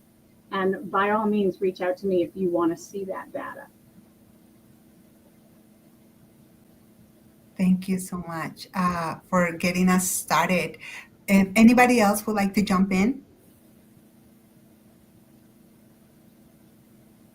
I can jump in here. I think, like, for me, when we look at kind of hiring specifically and kind of how that ties to business metrics and where D&I comes in here is what happens after hiring. Hiring is really important, and we can put a lot of tangible metrics towards hiring. We can definitely see how many women we have hired, how many people of color we have hired, how many people with disabilities have we hired. We can put numbers to that.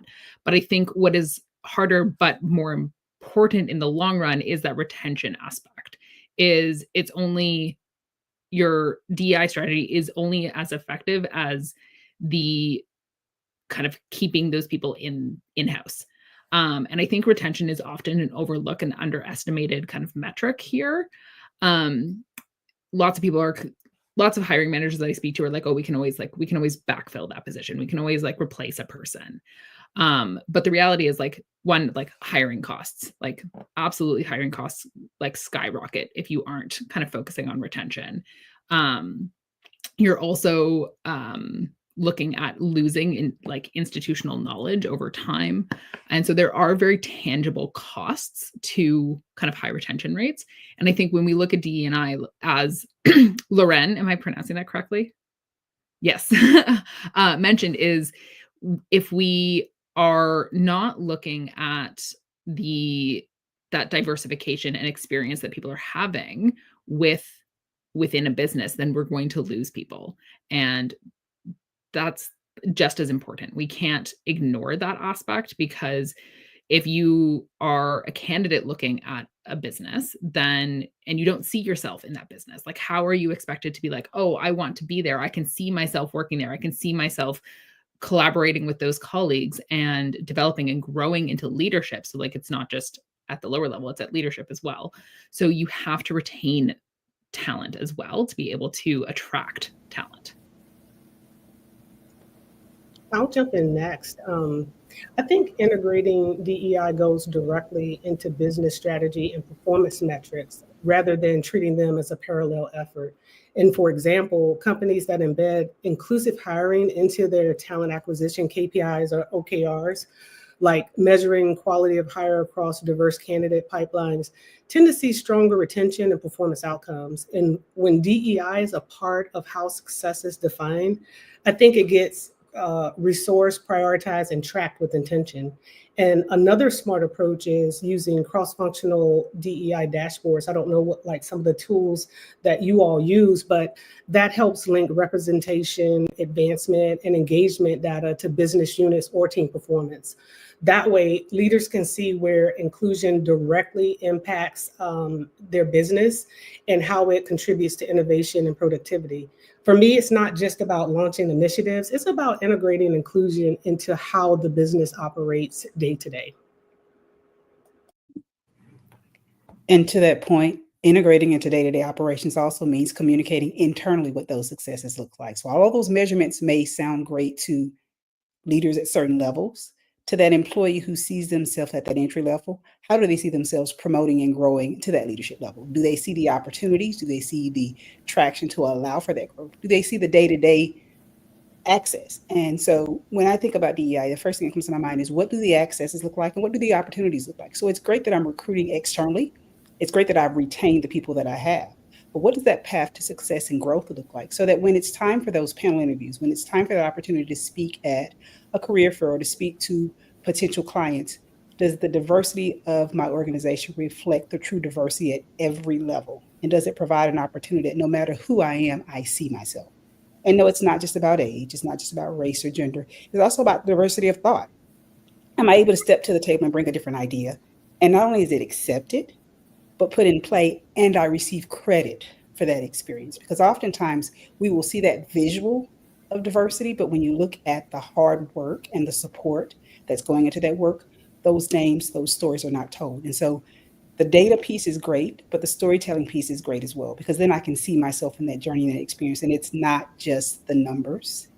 It's me being a part of the numbers and a part of the story that allows us to say, I belong. And it's not just the diversification of who I am, it's what I bring to the table that makes it truly palatable to folks who may step away and say, this doesn't make sense to me. But if I can see myself in this journey, then I'm more likely to see that it's not just a journey just to make numbers and hit a mark.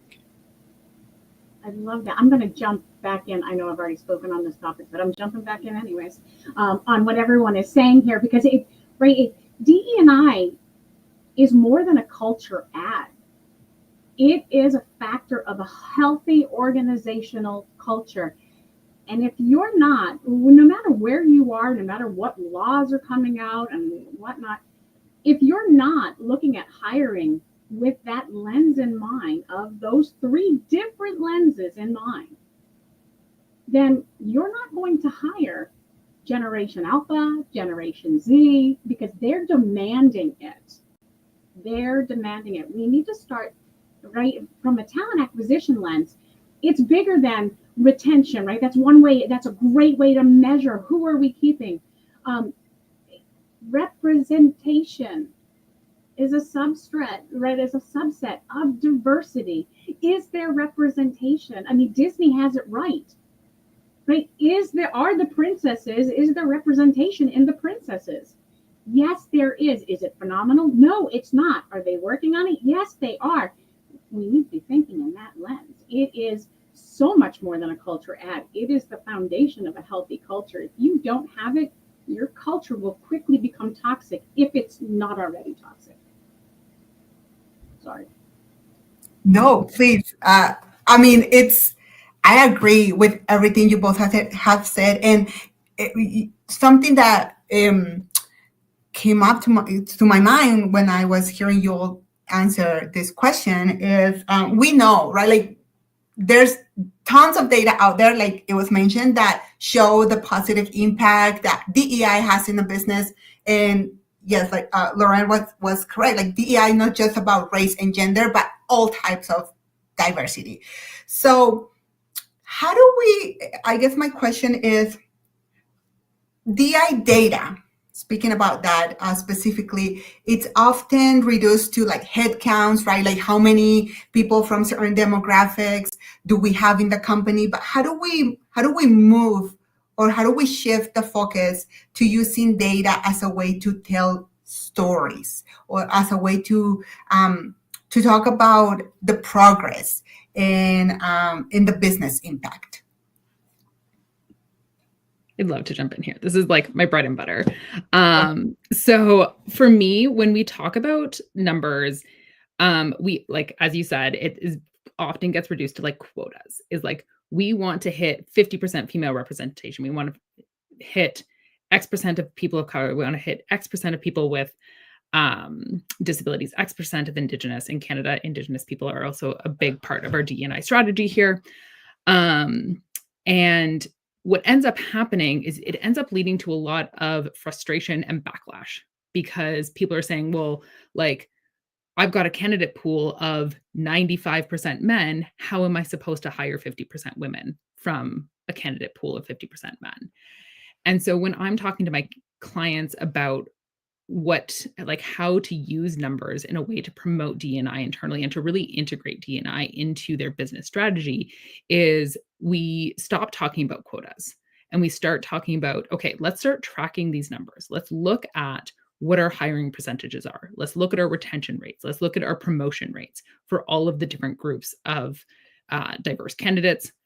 A lot of my clients are federally regulated in Canada, so they have very specific groups that they have to look at and report on. So we look at women, visible minorities, as the government has defined it, Indigenous people, and people with disabilities are kind of like the 4 groups that are defined by the government. And so instead of looking at, we need to hit this target, what are the numbers currently telling us? So are we seeing, like, sure, we just hired 60% of our new hires as women, but we also 100% of our recent turnover is women. So what is that telling us about what's happening internally to cause those numbers to change? As opposed to saying, we just need to hit this number, we need to understand the root cause of what those numbers are saying. Because if we don't, then we're going to continue to see those numbers. Sure, we might attract more diverse talent, but we're not getting diverse talent into higher roles in the company. We're not seeing those promotions. We're not seeing the performance rates improve for those groups. We're seeing higher turnover for those groups because there's a root cause. And as we talked about with the last question, is like a lot of that has to do with the culture and people not feeling supported. They're not feeling like they belong. They're not feeling like they have those opportunities to grow and progress. And so they look for it elsewhere. They look for the place where they are going to get those opportunities. And so again, if we just focus on quotas, I think quotas are important to help kind of drive those, like some of those initiatives. But if we just focus on that, we're losing the big picture of what is happening internally within the business. And make no mistake, you can make your numbers tell whatever story you want them to tell. Yeah. That's the other piece to it. So recognizing that you can make your numbers tell the story. Well, we have these numbers, but to your point, how do I tie those numbers to stories? I liken it to if I'm looking at exit interviews and I see a theme and I go back to that exit interview and I see that theme and I wonder, so based upon the folks who chose to leave and they based it on the experience they had with the leader, is it the same leader? And if it is, what's the other information? So take that baseline of data that you have, to your point, and dig a little bit deeper. But here's the other piece. If I want to see representation and I want to see growth and I want to see it continue to happen, I've got to tie it to innovation. What are the new projects we've put in play and seen successful? I've got to tie it to engagement. How have our scores changed based upon the demographics and structure of our team change? I've got to tie it back into our business outcomes. Let's be honest. There are some people, when you look at these numbers at the end of the day, they're going to say, the numbers didn't make a difference in my portion of the business. And I could have taken the same subset of people I've hired for the last 20 years and had the exact same results. You've tweaked these numbers to give you what you want versus what we need as an organization. So you have to circle back with not only the data, but the stories. Put those employees in positions of leadership and power where they have a voice to share the impact and influence they've had. And then take your naysayers and make them your ambassadors. The folks who were pushing back and saying this does not work, allow them the opportunity to share their doubt, their frustration, their concern, their worry about the quotas we were trying to reach, about the change in how we operate, and circle back and share, I was wrong. Sometimes hearing that vulnerability allows those numbers to be more alive and more active and allows people to be more likely to want to take those changes and shifts. And I'm not talking about that middle manager who wouldn't hire a person because they didn't go to the same school they attended. I'm talking about someone in a level of leadership who has leadership influence, power, and impact, and they have a recognition that their accountability for shifting the culture failed. And they recognize that need to shift into a different mindset, and we're able to see the end results financially, engagement-wise, as well as how it impacts the clients you deal with. Because to the point made earlier, generationally speaking, there are things that have always pushed back. There are people that have always pushed back. You're just seeing it in a more visible light now. And to that point, so I know we as HR professionals understand the importance of this, but like what happens when we encounter resistance, whether that resistance is from like leadership, hiring managers, or even other employees, like it was mentioned, like in your experience, and this is a question for all of you, all of our panelists, what resistance have you encountered when tying DEI to business outcomes, and how have you navigated that? I'm sorry, I've got to jump back in here, Ritza, and I'd like to jump back to the question we were just talking about. Sure. And maybe address this afterwards, because we're talking about numbers, which, right, I don't know any company that's not doing dashboards at this point. And I'm going to come out really strongly here. Quota attainment is illegal. Let me say that again. When you are tracking a quota in the United States, in any of the Western countries, Western democracies, when you are tracking a quota, you are putting yourself in a legal liability lens. In other words, if you're tracking one quota, that means another subset population is being ignored, and they can sue for discrimination. Quota attainment equals discrimination. That's right. That's not just Dr. Starr saying that. That is coming from the ACLU, and that's what we're seeing in the legal courts. But when we're talking about numbers, yes, numbers are so important. But why are we tracking them? Has anyone ever asked? Right? Like, I love sitting down with my executive team and they're like, we want this dashboard, we want that dashboard. Why? Why do you want it? I have the numbers, right? That's my job. Why? What are you hoping to gain from it? And all too often they have no idea. They're like, oh, we're looking for representation. But okay, so what? So what? What does representation mean?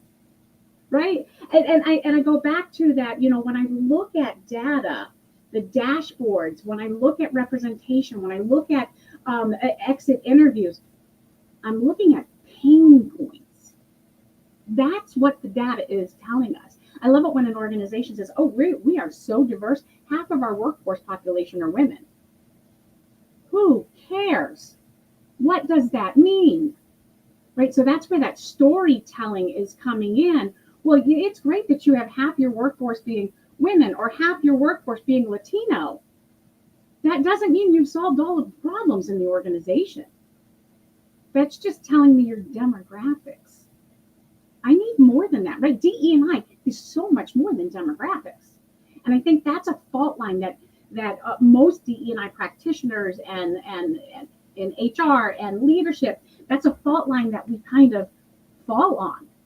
I think for the bigger solution with those numbers is once we see what the pain points are, we have to go back to basics and ensuring that our management teams and our leaders understand what inclusive leadership is and what it means. In other words, what does it mean, right? If you have a diverse team, how does that leader interface with that diverse team? And then remember that that's also right skills and what's brought to the table. And are all voices being heard on the team? That's inclusion. Right? When we do our engagement surveys, we know, right? We ask that question, right? Does everyone feel they can share their information, right? That they can speak out at a meeting? Do they feel safe to speak out at a meeting? Right? That data is telling me whether or not that leader, that manager, has created an inclusive team environment. And then we sit back and we go, okay, so let's talk about fairness then on that team. Does everybody have equal access to development? Forget promotions. Let's just talk about development right now. Or are we hand selecting? Right? That's another lens, right? Yes, dashboards are great and demographic dashboards are great for knowing what our workforce looks like, but who frickin' cares? What I want to know is, how are we developing our workforce? How are we moving forward? How are we taking this amazing asset that we call talent? How are we growing that from an individual lens? You know, I often will say to my managers and my leaders, I want you to treat every employee as if they have a disability. Every single one of them. And I use disability as the blanket, the big blanket, right? The big umbrella. I want you to treat them all as if they have a disability. And so what's the first question you have to ask? What do you need to get your job done successfully? You have to ask everyone that, not just a subgroup, not just a demographic group. That's the power of data. That is the power of data and storytelling. And we are just starting here in the United States anyways. We're really seeing this. We're at a very pivotal, and I can't even, I'm biting my tongue here, right, as to what the storm is that we're in. But even more so now than ever, we need to be utilizing this data, understanding why we're taking this data in, showing the pain points, and creating the solutions that everyone thrives. Okay, I'm done. That was good. I was hanging off of every word, because you actually addressed the elephant in the room as it relates in the US to the executive orders on DEI that came out in January. But I do want to go back to the question on resistance, because that's kind of nagging at me a little bit. And, you know, for me, one of the most common forms of resistance that I've encountered when connecting DEI to business outcomes is the belief that somehow it is separate from our core or real work. And leadership sometimes sees DEI as a side project or a feel-good initiative, maybe even sometimes a barrier, rather than a driver of innovation, employee engagement, or long-term growth. And hiring managers might worry that inclusive practices kind of slow down the process or lower standards, when in reality, they expand the talent pool and actually strengthen teams. And some employees, especially those in majority groups, may feel defensive or uncertain, wondering what DEI means for their own place in the organization, especially if they're in a place of privilege or have always belonged. What's helped us is shifting the narrative, like we've talked about storytelling. We focus on making the case that DEI isn't just about fairness, it's business smart. We share stories, lived experiences to humanize the numbers through things such as wins, breakthroughs, or gratitudes. And your employee engagement survey is a great way to do this. It is full of information that can help shape your cultural future. And we try to create space for honest conversations, and it's not always easy to do, even when there's discomfort. And we also invite people to co-create solutions rather than to feel like DEI is being pushed on them, because some people do feel like that. And when people feel heard, as mentioned before, not blame, they're more open to change. At least that's how I see it. And finally, tying DEI to existing goals like the retention, the performance, and employee engagement that we've been talking about this morning, it really makes it feel natural. And then it becomes a necessary part of doing good work.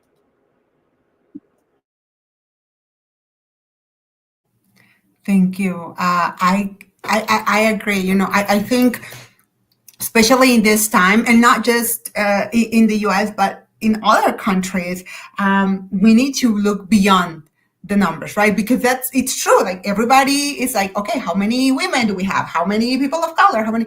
But it's really more than that. And I think right now it's the moment to look beyond that and actually look at the root cause, like it was mentioned before. I think we are at it's really needed in the world right now. It's not just part of our organizations or our jobs as HR professionals, but it's also how do we make it better for those who are struggling right now. So Dr. P, you mentioned a little bit hiring managers and talent acquisition. So I want to ask, and again, this question is open to everyone, is sort of connecting DEI to talent acquisition specifically. What is the hardest part about integrating DEI into talent acquisition, and how are you tackling it in your experience? That's a good question. I would say one of the hardest parts about integrating DEI into talent acquisition for me is securing true buy-in from senior leaders. Now, it's not just about verbal support, but also about that active sponsorship. And that means executive champions who advocate for the work, as well as dedicated budget dollars. We all want that money. So inclusive recruitment is treated as a strategic priority rather than an add-on. And to tackle this, we actually focus on making the business case clear by connecting DEI recruiting outcomes to organizational goals, performance, retention, and innovation. And we also engage our leaders by sharing evidence. We have 5 core values at Ithaca, and evidence is one of them. And we also provide progress updates and then candidate stories that actually highlight their experience and how they've been impacted from the work that we do. I would echo all of those sentiments. The one thing I think that really puts the barrier or the brick wall around the recruitment piece, especially from an integration standpoint and holistically, when you look at talent development, is redefining what DEI is. And let's just be honest. When people hear the words DEI, they typically go to one of 2 spaces: race and gender. And when you start to touch on diversity as a whole, there is a swinging pendulum where if it's not about me, then it's not important. And so when you think about that integration piece and you expand, when we talk about diversity, we're talking about all employees. So instead of us shifting from no focus on DEI to all in focus, at the risk of, let's just be honest, sometimes our focus on being inclusive allows us to be very exclusive. And so defining that middle of the road piece and recognizing that that pendulum swing is not a left to right, but a slow roll right in the middle, and then a slow expansion out to capture each and every aspect of diversity is where you truly allow integration to be. Here's the other piece that's important. As you're making this journey, acknowledge if we are missing pieces, tell us. Having that open forum and circling back 3 weeks from now, 6 months from now, a year from now, with a diverse focus group of employees at every level, at every diverse experience to share what they're seeing. Because I may not experience it myself directly, but I may see it. And I may be able to use that storytelling piece. And then aligning those storytellings with the data will allow you to truly see those barriers you had before disappear. The final piece to it, though, is being able to share that story externally. Because if you look at your recruitment strategy, you realize you're only recruiting a certain sector of people, it's because your ambassadors, when they're asked about their opportunities within the organization, have a story to tell, and that story does not warrant one that wants me to be there. I'll give you guys a very quick story because I think it's important to speak to this. I used to do recruiting for a major grocery retailer, and we restructured our interview panel. And we're very intentional in making sure our interview panel was reflective and representative of the candidates as much as we could. Now, oftentimes you may not know what that looks like, so that means you have to diversify your panel as much as possible. And there was a young man who, post the interview, I asked the question, I said, are there any outstanding questions you may have? And he said, no, the one question I had, you answered for me. And the way he said it stuck with me. And we ended up hiring him. And about 6 months later, I was walking a store location with him. And I said, there's a question I asked you, and I'm just curious about why you answered it the way you did. And he said, well, what's the question? I asked you, were there any outstanding questions you had? And you said the one question you had, we answered it for you. What was that question? He looked at me and he smiled and he said, I walked into this interview with a hairstyle that I did not think would be acceptable by this organization. A hairstyle. Not age, not race, not gender, not education. A hairstyle. And when I sat across the table and saw you leading the interview with hair that was reflective and representative of mine, I knew I'd found my home. To this day, Whenever I speak to that young man, I've moved on. He attributes his success, his opportunity, his access, his exposure to one moment in time where he saw someone who looked like him in a position of leadership. So if you want to get around those barriers to talent acquisition, you have to diversify what your pool looks like, whether it's the interview process, the types of interviews you ask, where you choose to interview, and how you choose to interview. Changing those aspects will help to remove those barriers. I think it also goes back to, and Eric, I love your story, absolutely. But I think it goes, right, the underlying theme goes back to what Dr. P said, right? We have to de-silo it. DE&I can't be an initiative. It has to be part of our core foundation, and right, it has to be part of our culture. And when that happens, there is an organic transition right into talent acquisition where, right, we're not utilizing barriers, walls, or quotas to attract the best talent out there. The best talent will come to us in many different shapes and forms. But it can't be a one-up. I think, we talk about, how do you get executive buy-in? How do you get leadership buy-in? Where is the resistance? It all comes back to that. If you're getting resistance around that DE&I, especially in talent acquisition, it's because your DE&I is siloed. It's in a box. It cannot be in a box. Erica, you gave that perfect example in having a panel that was a representation of the organization. If you go to an organization and you're interviewing, and as a chief people officer, I've seen this multiple times where I'll go in and meet the C-suite team, and I'm like, so you're a bunch of, I'm going to say it, white privileged men. Where, that tells me right off the bat, this is not a company for me, because you're going to hate me, you're going to fire me, because I'm going to push that envelope to make it not a standalone, to take it out of the box. I like to think of DE&I as that Pandora box, right? We need to get rid of the box entirely. And it has to start in the C-suite and trickle down. And fortunately, we're in a time in history where, the C-suite's retiring. It's young blood coming up now. And it is very diversified in that talent coming up. And organizations that aren't plugged into that right now will get left behind. They will get left behind. They're going to lose amazing talent because I'm going to grab them. Thank you. And Erica, I also love your story. Thank you for sharing that. We have about 5 minutes left, and I still have a lot of questions to ask. I also wanted to go through questions from the audience, but we only have 5 minutes left. So I'm going to ask one final question, and I would love if each of you take a minute to answer.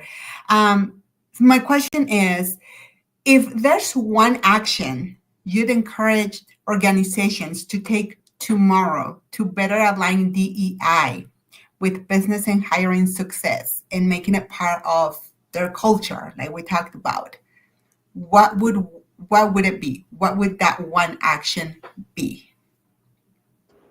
I like this one. This is a good ending question. So I would say it would be to redefine success profiles for key roles based on business and hiring success, and look at not just core skills, but lived experiences and future potential rather than these traditional credentials and linear career paths that we've had in place for the longest time.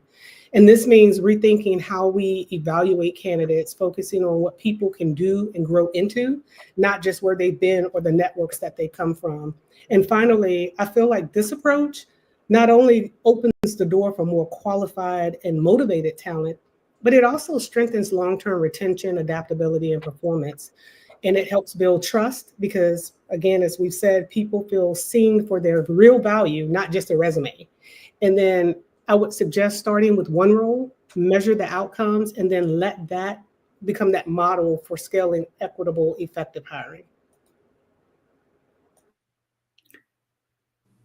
I think for me, and I think Dr. Pearson, Erica, and Lauren have all touched on this throughout the conversation today, is that we need to stop separating DEI as its own thing. We cannot keep it as a silo. It has to be a lens through which we look at every aspect of our business. It needs to be woven into, and I think Dr. P, you said this earlier, is it needs to be really fully integrated into the definition of success for performance, for innovation, for engagement.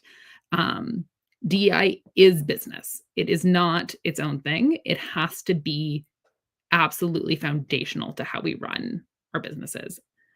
It also makes it a lot harder to cut out when businesses are looking to fix that bottom line. If it's fully integrated, they can't just chop it out. Thank you. Anybody else? Sure, I'll jump in here. I think one thing you could do tomorrow is have all your managers and leaders get to know their employees. Ask your employees, what are your superpowers and what's your Achilles heel to advancement? Right? Let's really get specific there. What's the Achilles heel? And if you have employees saying, I don't have an Achilles heel, you have failed as a manager or leader because you have not created a safe space for that individual, regardless of their demographics, to speak up. Thank you. Marika. I would say if there's one thing, it's hard to just say one, but I say if there's one thing, ask yourself, do you have a system in play for accountability and leadership ownership when you talk about tying DEI into business strategy? What is your system in play to ensure that the accountability is there and that there's leadership ownership there? It is only at that moment when people see that there's true buy-in and support and there's accountability for achieving those results or not achieving those results that people will believe you're truly committed to creating a space where diversity is valued, equity is expected, and inclusion is a part of the culture, not a separate initiative or a project. I love that. And I think that is a great way to close our conversation. I would like to thank again our panelists for taking time out of your busy day. I know you're super busy, but thank you so much for being with us today.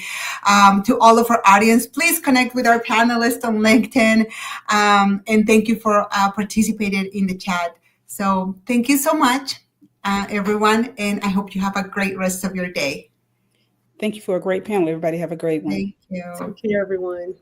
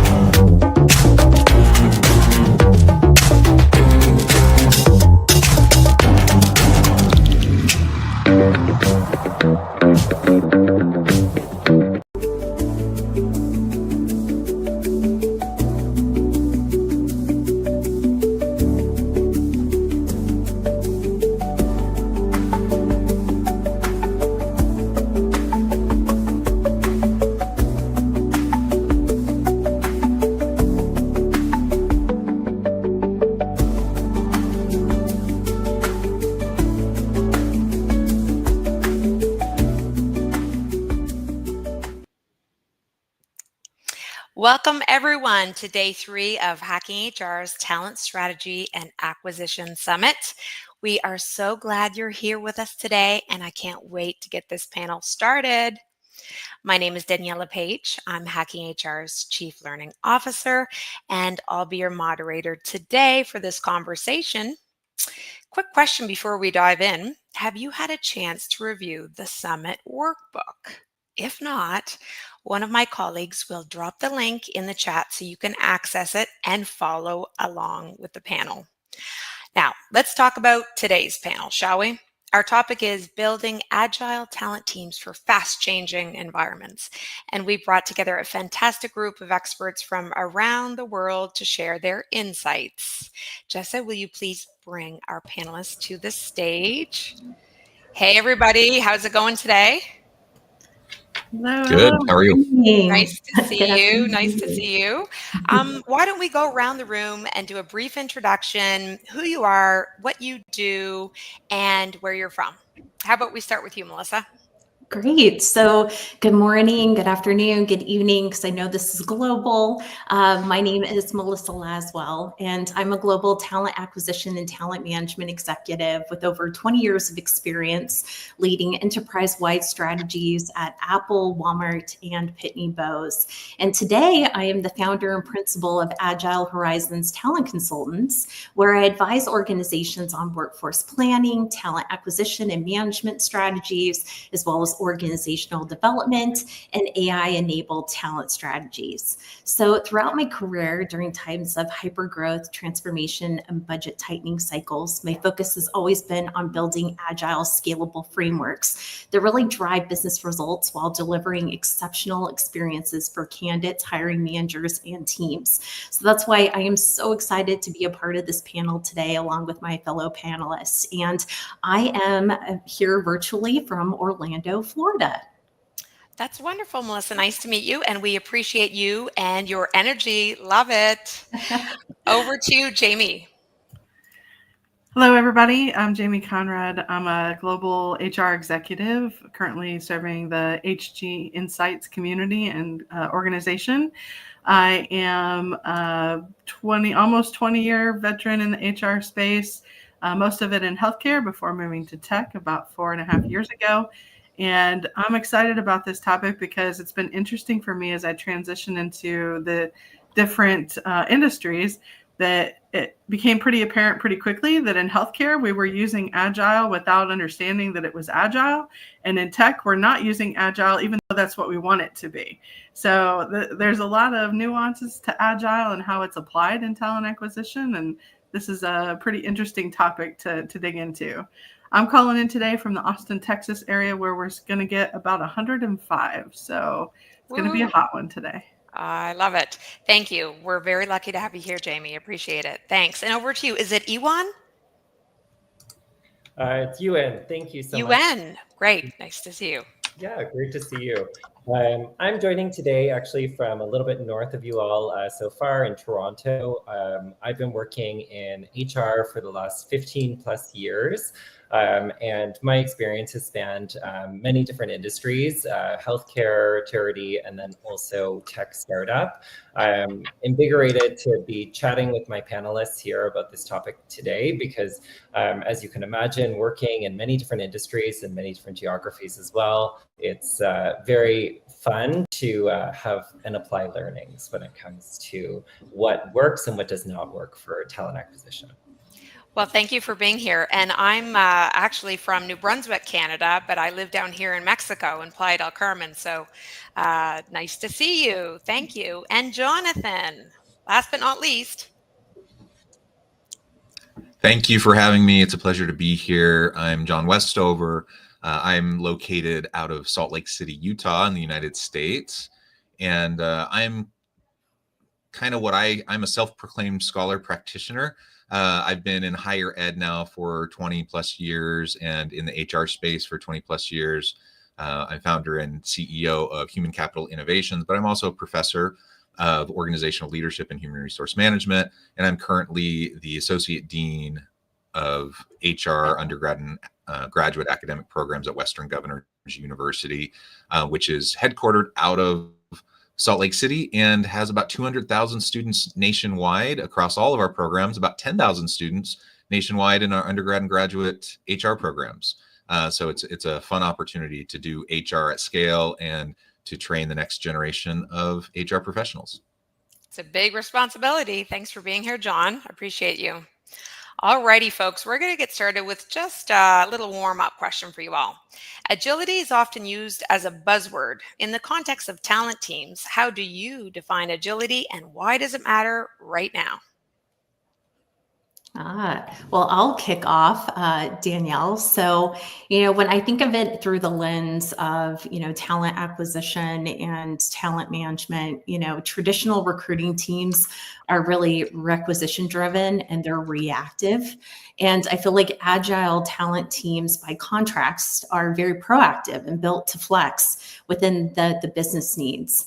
And in practice, that means, processes aligned with vision and culture, as well as having cross-trained agile recruiters who are not subject matter experts, but are also generalists who can pivot quickly and technology and data to create speed as well as visibility.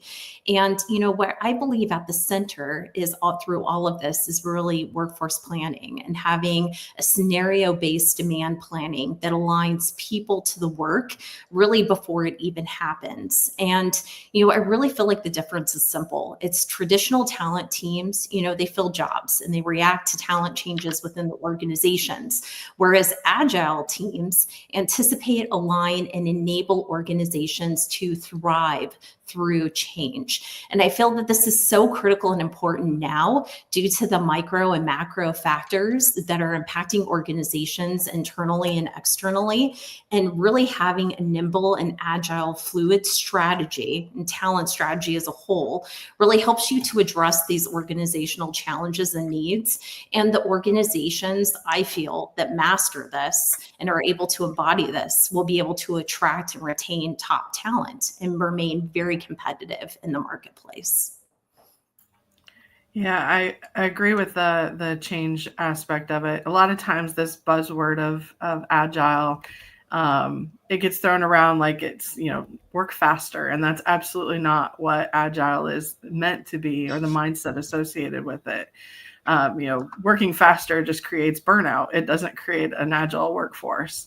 So when I think about applying agile practices in the talent acquisition space, it's more about building trust, because when you have an opportunity for the HR team, the talent team to show up, and the constant status and change flux that we're always going through, especially now. Agility lets talent teams be that steady force that helps the organization to have some stability, some safety in their practices instead of breaking. And so it's not just about filling those jobs and filling those recs, as Melissa was indicating. It's about creating this resilience within the organization that no matter what is thrown at you, if you've got those agile practices and processes in place, your talent acquisition team can be the ones that are setting the tone for resilience in your organization. Agree with what Jamie voiced there. And I think a great point too is agility is really about also working smarter, not harder. So it's not just about speed and adeptness, but making sure that you're adapting your approach to what's front of mind in the market and in the economy, whether that's skills-based hiring, whether that's focus on culture or shifting to meet the needs of the organization. I feel that when it comes to agility, it's really about being that adaptable, sort of a Swiss Army knife, if you will, in partnering with your businesses and partnering with the business needs as they evolve and grow. And as we've seen evidenced, especially in the last year, change has happened at breakneck speed. And it's so important that we're able to mobilize and respond to that as it happens in real time and not be bogged down with process that is set based on what has been precedents for an organization. So keeping that in mind, but also being able to evolve with the needs of the organization. All right. Well, thank you. I appreciate your response. Go ahead. Tagging on to that, the ability to pivot in a rapidly changing, hyper-competitive global marketplaces is really, really essential. And whether we're wherever we're at in the employee experience, from the applicant experience all the way through the entire pipeline into the teams, into the workplace, we have to keep employee experience at the forefront in this competitive marketplace. Like, I know with the ebbs and flows of disruptive technologies and AI, and the current labor market ebbs and flows of supply demand, like it sometimes it may feel as though we're not in as a competitive labor environment as maybe we were a few years ago. But the reality is, particularly in STEM fields, in technology areas, like we still have skills gaps and labor shortages, and it's still, we cannot afford to have folks on our teams or in the talent pipeline having negative experiences because we're not able to adapt to shifting technologies and the way we're approaching our roles and our teams. So I just wanted to throw in that employee experience perspective as well. Oh, that's amazing. Thank you, everybody. I think it's really clear now how we define agility and as we move forward in these conversations. So next round of questions are personalized questions that I have for each of you. So we're going to kick off with you, Melissa. What does an agile talent team look like in practice, and how is it different from a traditional recruiting team? Yeah. So agile talent teams are not built on headcount. They're built on leadership, principles, process, and practices.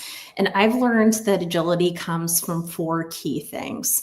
And its process needs to be aligned and supported by the vision and the culture. So you need to make sure that your recruiting processes mirror the kind of candidate and hiring manager experiences you want your organization to be known for.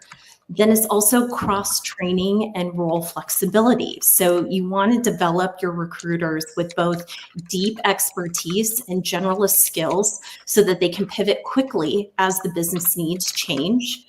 The next area is technology and data, and that's to shorten cycles, create visibility, and enable smarter decisions without losing that human touch. And then the last area and principle that I think is so important is strong leadership and team culture. You must lead with vision and purpose by building a resilient, highly engaged culture that's centered on feedback, innovation, and constant improvement, with a failing fast and a learning focus, because increased engagement equals high levels of productivity. And by providing clear goals, strategy, and vision, it equals personal ownership and accountability. So some examples that I can give is at Pitney Bowes, for example, I centralized the global function and built a global COE with a dedicated strategic sourcing arm to pipeline talent.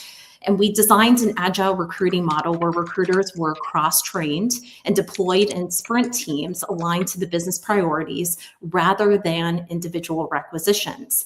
We layered in AI-driven sourcing and scheduling tools, workforce planning dashboards, and process standardization, which gave us both speed and consistency across 15 different countries. We also introduced quarterly business reviews with leaders, looking back at results as well as forward to upcoming needs. And that shifted us from a reactive to a proactive talent acquisition strategy. I also built out scenario-based demand planning into our model, which created A, B, and C hiring strategies by using historical data plus internal and external macro and micro trends. And this way, I could forecast needs, I could flex resources, and communicate plans early so that the team wasn't caught off guard when priorities shifted. But also, like I emphasized, process and technology alone do not build agility. Leadership does. And during disruption and change, I made sure my team was a part of the thought process. We ran planning and gap analysis sessions to incorporate their feedback and align goals.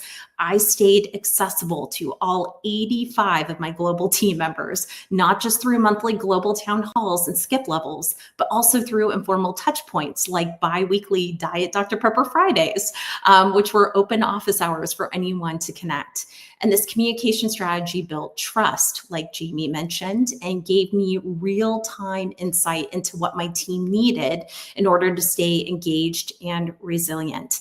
And of course, we had to also look at data too as well. So we kept ourselves accountable with KPIs, OKRs, and experience metrics, which included candidate and hiring manager NPS, speed, quality, and impact. And by putting equal weight on delivery and engagement, we created a culture of agility that was both high performing and human centered that delivered exceptional results. Wonderful. Thank you for that, Melissa. Jamie, you've recently led HR through multiple acquisitions, rapid growth, and industry disruption. How are you approaching agility in your talent strategy so that it's the difference between success and failure? One of the areas that I feel like sometimes we get hung up on HR is this idea of rolling out the right program at the right time, or this big program, and it's got to be perfect. And we have to have everything thought through and show our value. And while some of those things are true, we absolutely need to show our value. We can't let perfectionism be the destroyer of progress. And so, I've led M&A strategy and integrations in previous organizations where we're actually going 30 days out and 90 days out from 2 acquisitions in a very short amount of time where I'm at right now. And the idea is to, instead of trying to finalize this perfect talent strategy, instead build something that allows for transparent, bite-sized communication so that even when we don't have the answers, we're still providing communication out to the organization and employees. And we're recognizing, hey, we don't have all of the answers. We don't know yet. We're talking through that. Here's what we're thinking. What do you think? And so we're in the heart of that right now. What does that look like? What does that feel like? Conducting those listening sessions to make sure that we're capturing the concerns in real time and as we go, and we can address those as quickly as possible.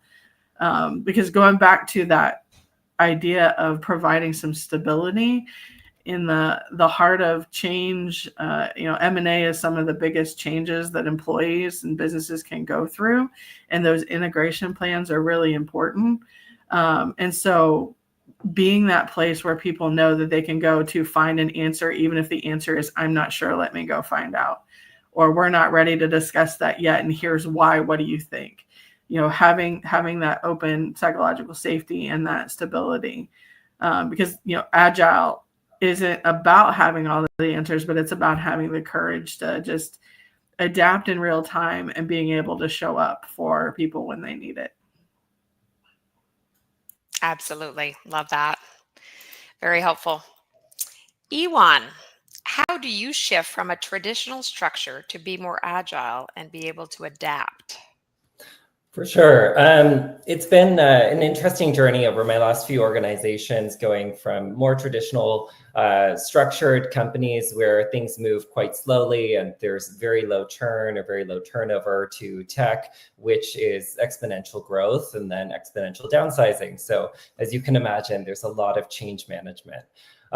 When it comes to being able to adapt and align and shifting from that traditional mindset to a more agile one, really my focus is on understanding why we need the shift, why we need the change. So ensuring that there's alignment and that there's clear, transparent communication as to why the change is happening.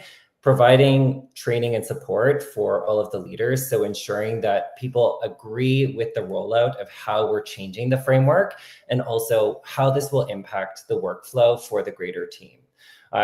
Everything that we've done or I've worked on in the past, it's really a test and learn philosophy with that ability to flex up and flex down and change and tweak as needed.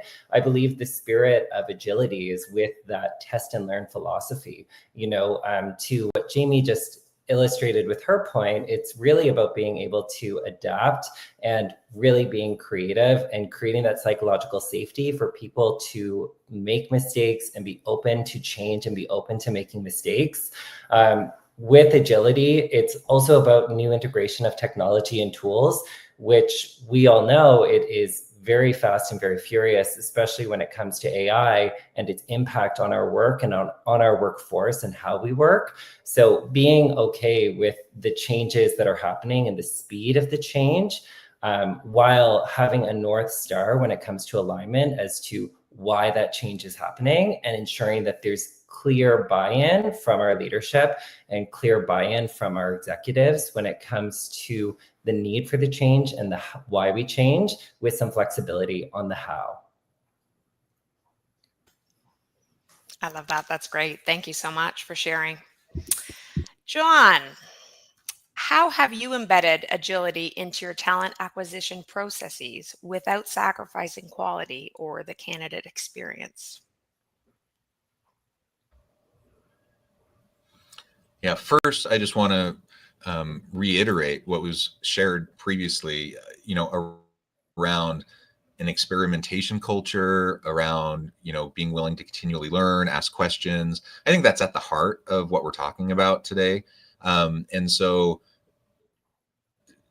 there's always resistance to change. It's part of how we're hardwired as humans. And so there's always going to be that.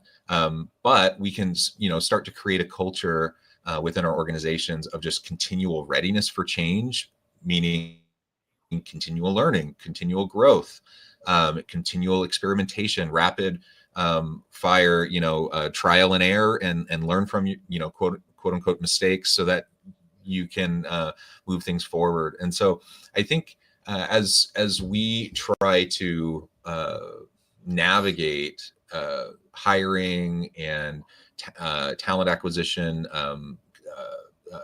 succession planning, all of these different aspects of how we have our team formulated throughout the talent pipeline, we can strive for that culture of readiness of change, that we can that will then influence all these other pieces. I think we've all experienced having for example, a talent acquisition team that, isn't necessarily prepped for a new applicant tracking system, for example, that they're trying to implement, or new AI applications involved in the hiring process. It requires continuous effort to reinforce that psychological safety and the learning that needs to occur so people can adopt these new technologies. If you just come forward as a leader and say, hey, this is the new thing we're using, use it, it's not a surprise to anyone that doesn't work. Like, that's not the way to go about change management in implementing new technologies. And so I don't know, there's a lot of different pieces that can go into this, but ultimately I think it really comes down to that experimentation culture and just readiness for change always. Readiness for change always. I think we all agree with you. Alrighty, guys, we have some core questions that I'm just going to throw out there, and I'd love it if you all, would jump in and contribute to responding. All right, we're going to kick us off with this question. What's a leadership lesson you've learned about guiding people through uncertainty that you now apply when building agile talent teams?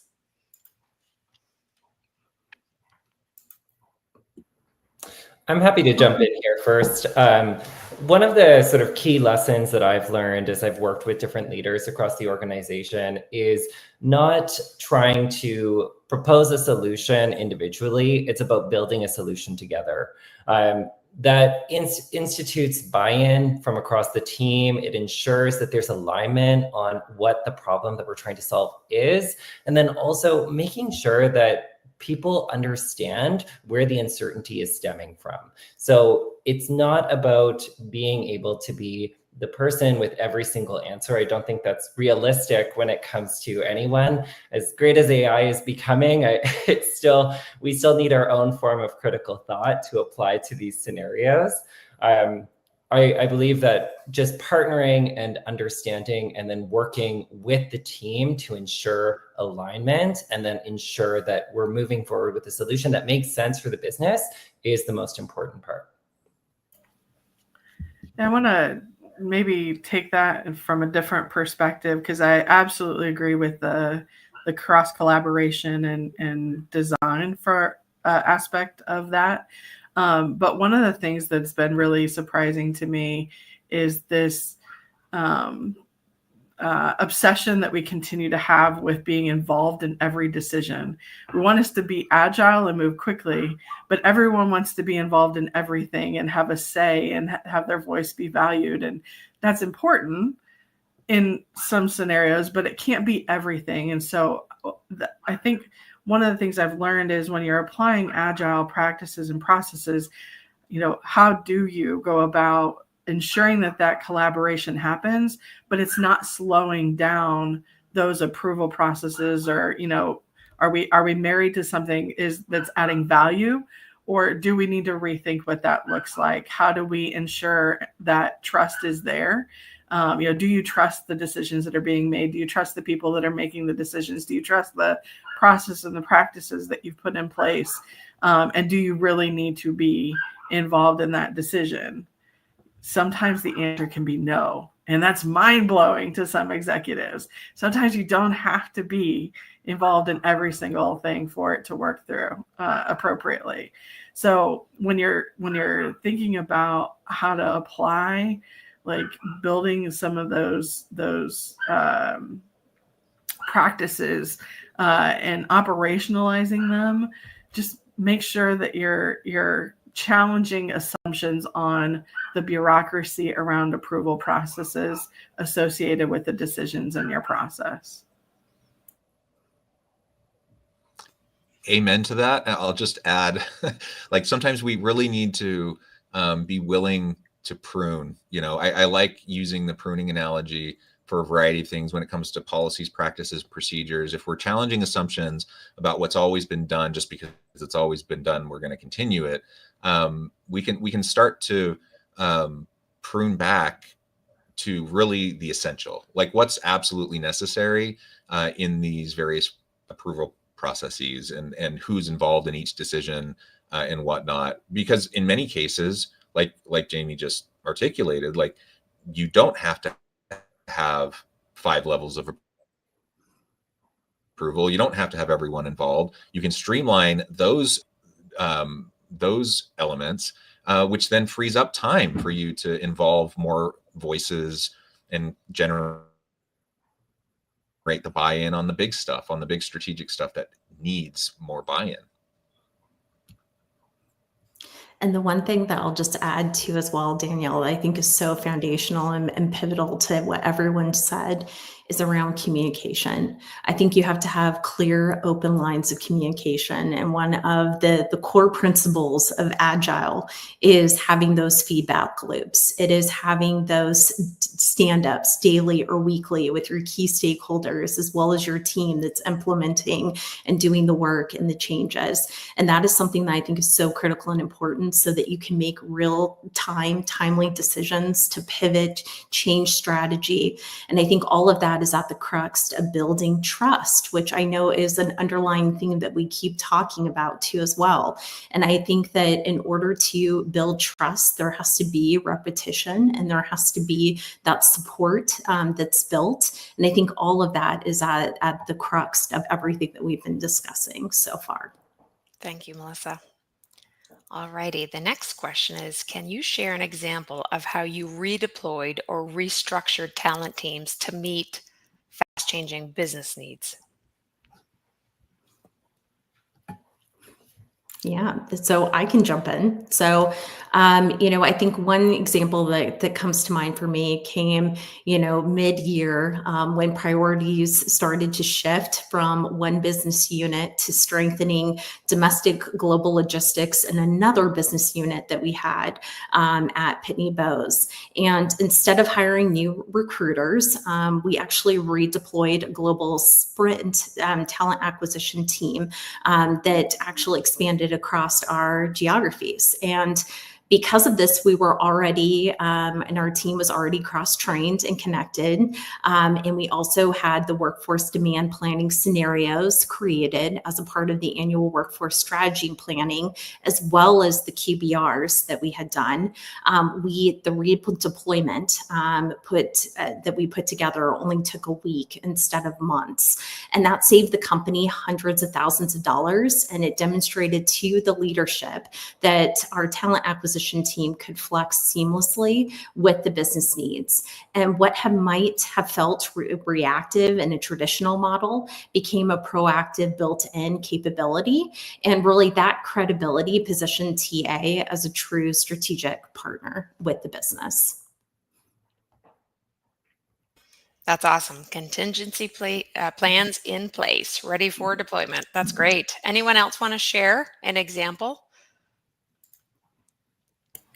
In a previous organization I was with, we had a situation where the business was shifting pretty significantly, and we were trying to figure out how to keep up from a talent side. So going back to the idea that was mentioned earlier about working smarter, not harder, we made sure that we involved our recruiters in co-designing what that new structure was.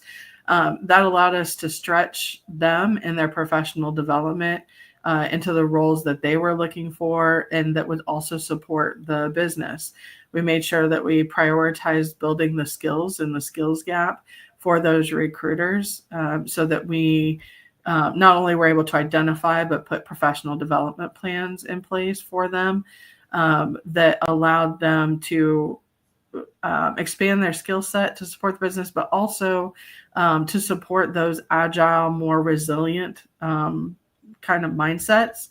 And then, when we deployed it, it took us about 90 days to put the plan in place, and then another a couple of weeks to really try it out. And we trialed it with a couple of hiring managers specifically before rolling it out to the rest of the organization. But that helped to speed up all the way around. Our time to hire was reduced significantly, and we were able to move with that business shift in a way that allowed for those hiring managers to feel really confident in the candidates and the talent and the way that our recruiters were approaching that business shift and supporting their success. So it was more about empowering ourselves to help lead the change and be able to support the change in a way that, again, was able to build that trust from the rest of the organization. And it didn't take long before, our recruiters were being bragged about and more hiring managers are like, hey, I hear you're doing this over here. Why am I not involved in that? And so it became an easy rollout to the rest of the organization. Thanks for sharing, Jamie. Alrighty, I'm excited for this next question. What role has technology and AI played in helping your teams operate more nimbly and strategically?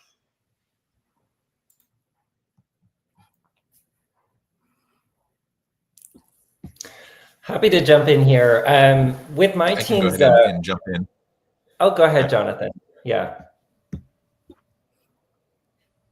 No, go ahead. Awesome. Yeah, I would say with my experience in integrating AI and technology across teams, really it's about making sure that you're investing in the right technology and also doing trials. You don't have to invest in the full subscription to get a sense of how it will work. So similar to that test and learn philosophy, you need to be able to try and test and learn and ensure that it does work for the organization prior to pulling the trigger on a large scale investment that can have impact on budget for year-over-year cost considerations. Part of this is really just integrating some of those fun free tools that you can pilot within different settings while having respect for content, data privacy, and data security, and also using integrations within existing systems. Great example of this is within many ATS frameworks. They're starting to integrate AI handily into how you evaluate candidates. And by testing these areas for accuracy, being able to use it not just as an assistant, but starting to use it as a partner and see if that's feasible longer term, you're able to really see and play with the ideas and the technology that's front of mind and front of market. And this in turn also, I find, engages your team so that they're more curious and they're more invested in testing and learning and keeping that agile mindset when it comes to growing and developing your approach to talent acquisition and talent strategy. So then it doesn't just land on an individual or on a core group, it lands on everyone to explore, test, learn, and explore. Great, thank you. Anyone else want to share? I'll just tag on to that and share, right? Like constantly be sharing what you're learning with each other and create learning communities around these technologies. It's also like super important to recognize that there are just so many different AI tools that are being launched and are being put out there constantly, weekly. I mean, it can be overwhelming. And so you don't need to do everything. You don't need to use every tool. Try them out. Rapid experimentation is good here. You know, be selective, try things out. And some things will work, some things won't. And that's okay. Like you don't have to try to adopt everything and every last tool, but creating that mindset of like, we're going to continually experiment. We're going to share what we're using, the use cases, how they're working, what's not working well. Then you can start to find those things that are really going to increase your efficiencies and whatnot. The other piece is, of course, you always have to have a human involved in this. Like there's quality control issues, there's bias issues, there's all sorts of potential challenges in using these new tools. And I know that freaks some people out, job displacement, task displacement, all these other fears. But the reality is, you know, the employee that knows how to use the AI tools is the one that's going to be protected from displacement. And so finding what works without getting overwhelmed, I think is really, really important here. That's great. Thanks. Melissa, did you want to say something? Yeah, I'll jump in really quick and give some couple of real life examples too as well about using technology. So at Walmart and Pitney Bowes, we used our CRM to rediscover silver medalist candidates and to cut our time to hire significantly.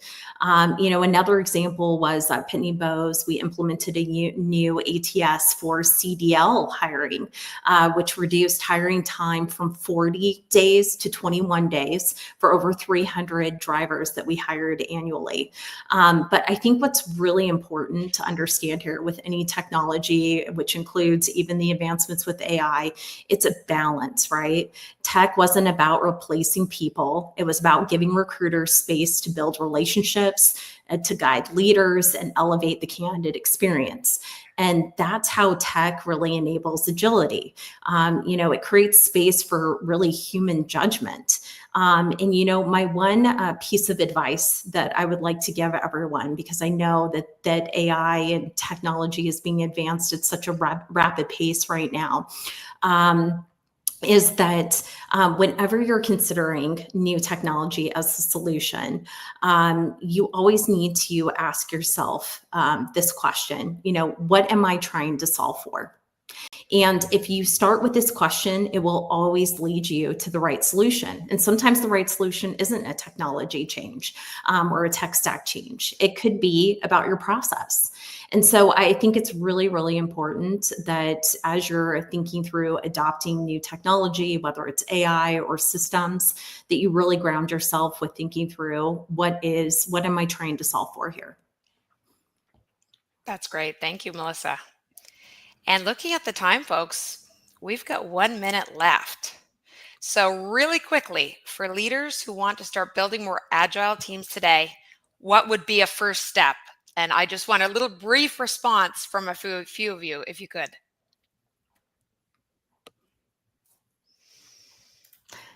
I'll start. Oh, go ahead, Jamie. Human design is the whole point. So start with what you're trying to accomplish and the human experience in the workplace as your starting point and build around that. Make sure that you're building with that end goal in mind and you're bringing the people in doing the work to understand the impact that agile mindset and those agile processes are going to have on what that human experience looks like. All right, we've got room for one other response.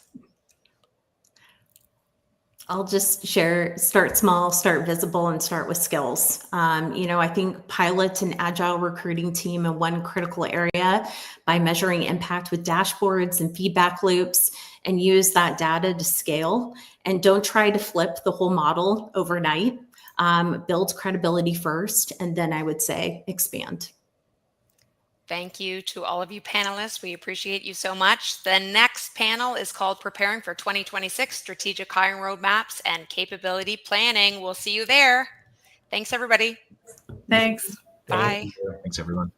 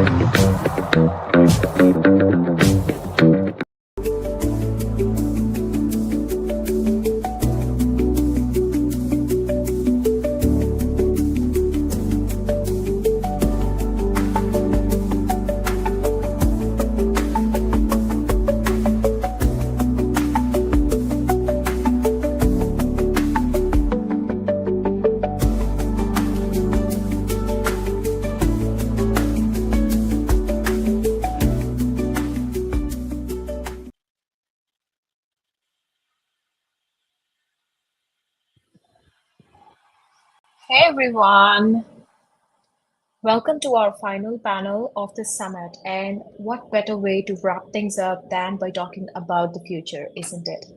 I'm Sneha and I'm the Chief Events Strategist at Hacking HR, and I'm so excited to be moderating this incredible lineup of conversations that we're going to have right now. And whether you've been with us since day one, or just dropped in today, or just came in for this one particular panel, I hope you're walking away with ideas, energy, and maybe even a few aha moments. And our team would be really happy to pick them up from the comments. If you do have any feedback, please do drop in there. Our last conversation is all about looking ahead. How do we prepare for 2026 in a way that's both strategic and also realistic? And we're not going to just talk about the headcount plans in this particular panel. We are talking about capability planning as well. Who do we want to become as organizations, as brands? What talent systems and leadership will all get us there? So I would love to get deeper into this particular topic, and to get this, I would love for our panelists to be up on the stage. So lovely to see all the beautiful faces on the screen with bright smiles. Thank you all for joining this incredible panel. And I would love for you to introduce yourselves. Just let us know who you are, what you do, and what's a word or phrase that sums up how you're thinking about 2026 today. And yeah, I see Connor unmute. Yeah, please go ahead. Yes. Yeah, no, happy to kick us off. Hello, everyone. My name is Connor Sweeney. I'm the Vice President and Head of People and Talent at Form Health.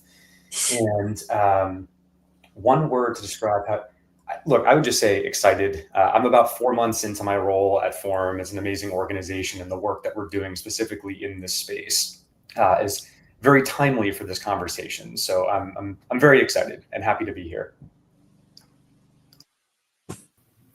Great. I'm happy to go next. Hi, everyone. I'm Malvika Jetmalani. I'm based in Chicago, and I'm the founder of Activist Group and Women Shaping AI. And for me, one phrase that defines how I'm thinking of 2026 is specifically on this topic is going from this idea of how many people do we need to the idea of what can our people do and what will they need to do in the future. Hi, everybody. I'll jump in. My name is Adrena Walker. I am the Vice President of Human Resources for the University of Vermont Healthcare Network. And the word that I would use is innovation. I'm excited to see what we can create. I'll go next. My name's Yoan Noble. I'm the Chief People Officer at Fasken, which is a large Canadian law firm. I would say one word, there's so many, but one word is definitely multifaceted. I think in 2026, I'm looking at how do you achieve strategic objectives through talent planning. So really with a new focus on strategic workforce planning and really looking more broadly at how do business goals align to our talent strategies and our goals, and how do we fulfill those? All right, I'll bring us home on intros. My name is Melissa Moore. I am based in Portland, Oregon. I lead the talent functions for a semiconductor company called Ampere Computing. And this is one of my favorite topics, thinking about the future and how we help shape our talent outcomes. The one word I would say is being flexible, and that maybe it's also being patient, because we are hearing so much about, right, the AI transformation, how that's going to impact our teams. And I think as HR professionals, we're all, I think, maybe cautiously optimistic around like how it's going to evolve, and trying to be patient and flexible to adjust to the shifting needs of our organizations. So it's a little more than one word. Sorry, Sneha. No problem at all. I really love it. Thank you so much for the amazing introductions. And before we go right into the core area of this specific panel, I would love to touch base a little bit of this particular panel, the topic, with your own personal expertise, so we see how things do look from your own perspectives, from your world.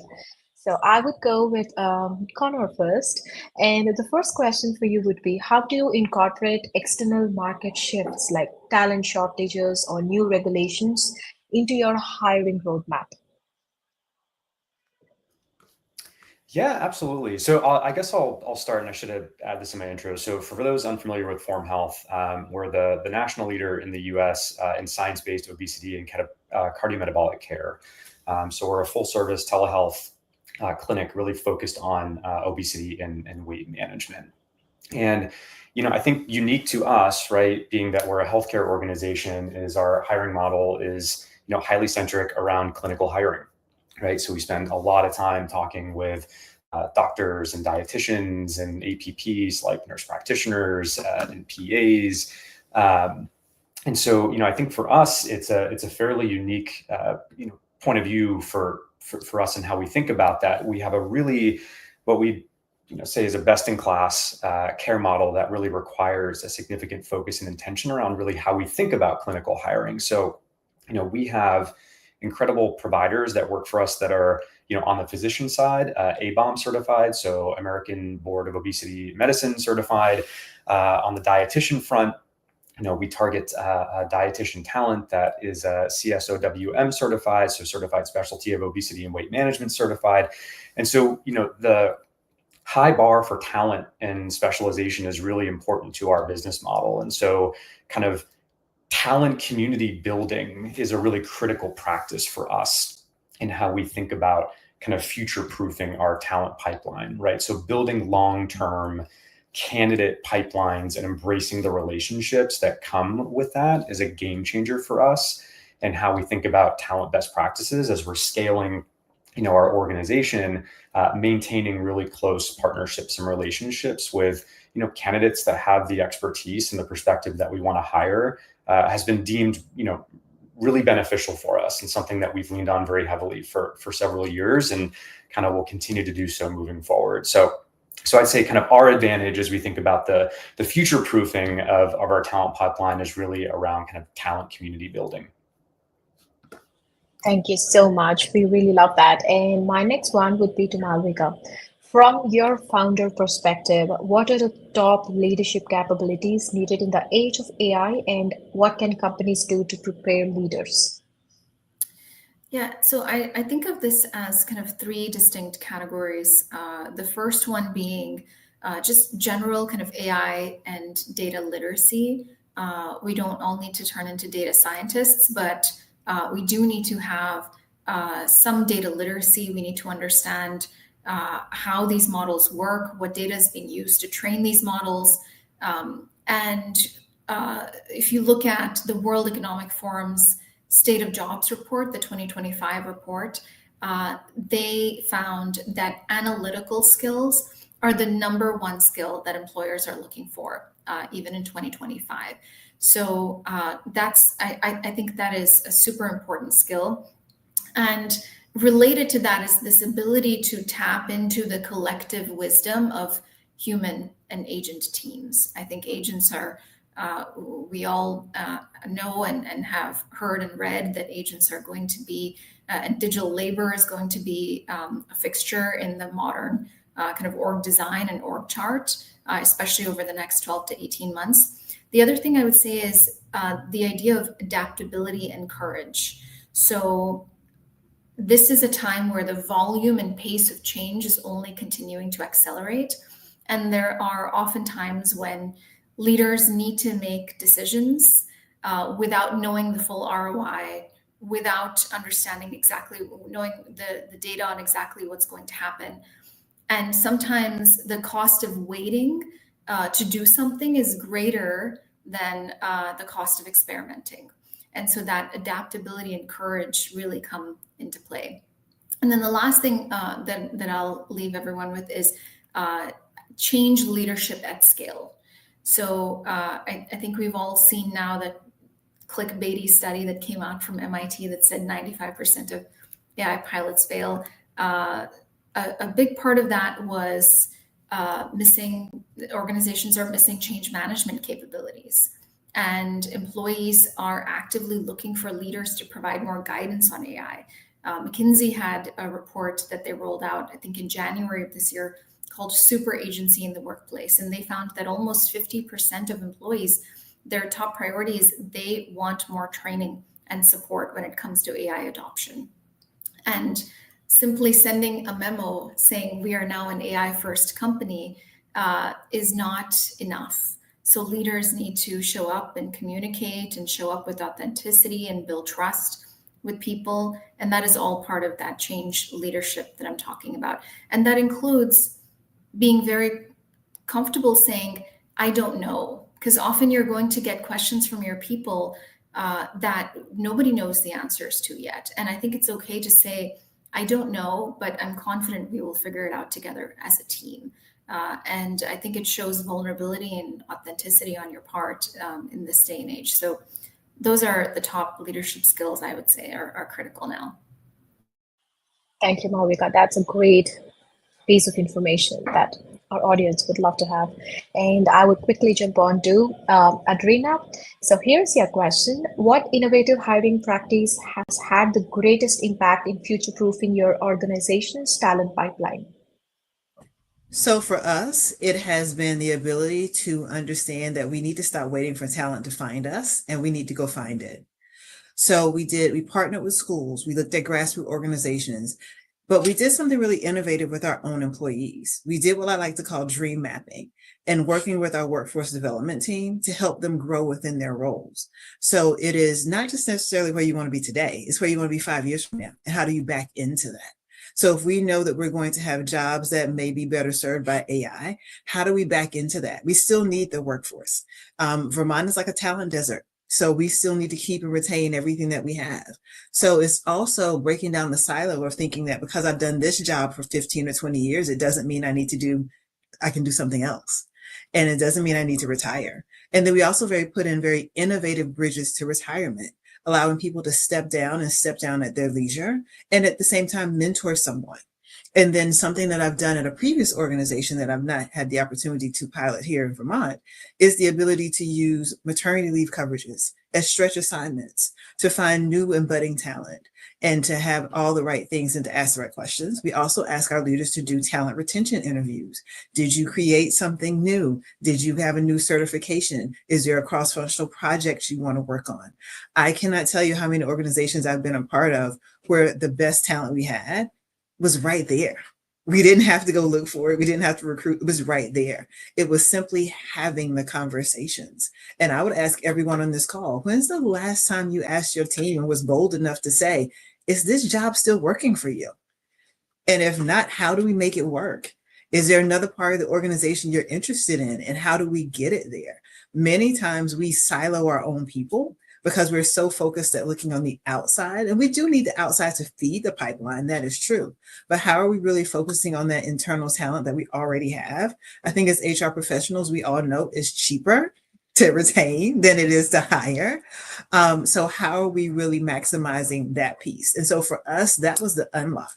The unlock was to think about, where do we want to be 4, 5, 6, 10 years from now? What do we think? Again, it's a bet. So what do we think we're going to have to replace?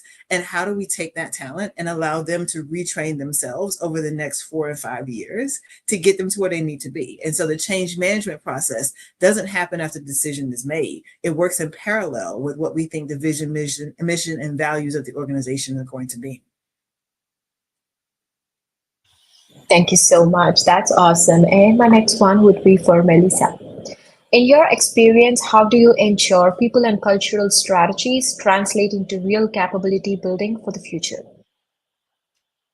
Yeah, I have a few thoughts on this one. I think the keys at a very high level are going to be alignment, stakeholder management, and then communication, effective communication. So if I kind of go that next level down, alignment with the business strategy, alignment across the people function. So if you're in TA or if you're in learning and development or in rewards, making sure that there's alignment across the P&C organization with the business and that continual communication loop to make sure that, like, have things changed? Have things shifted? Are we still operating under the same plan?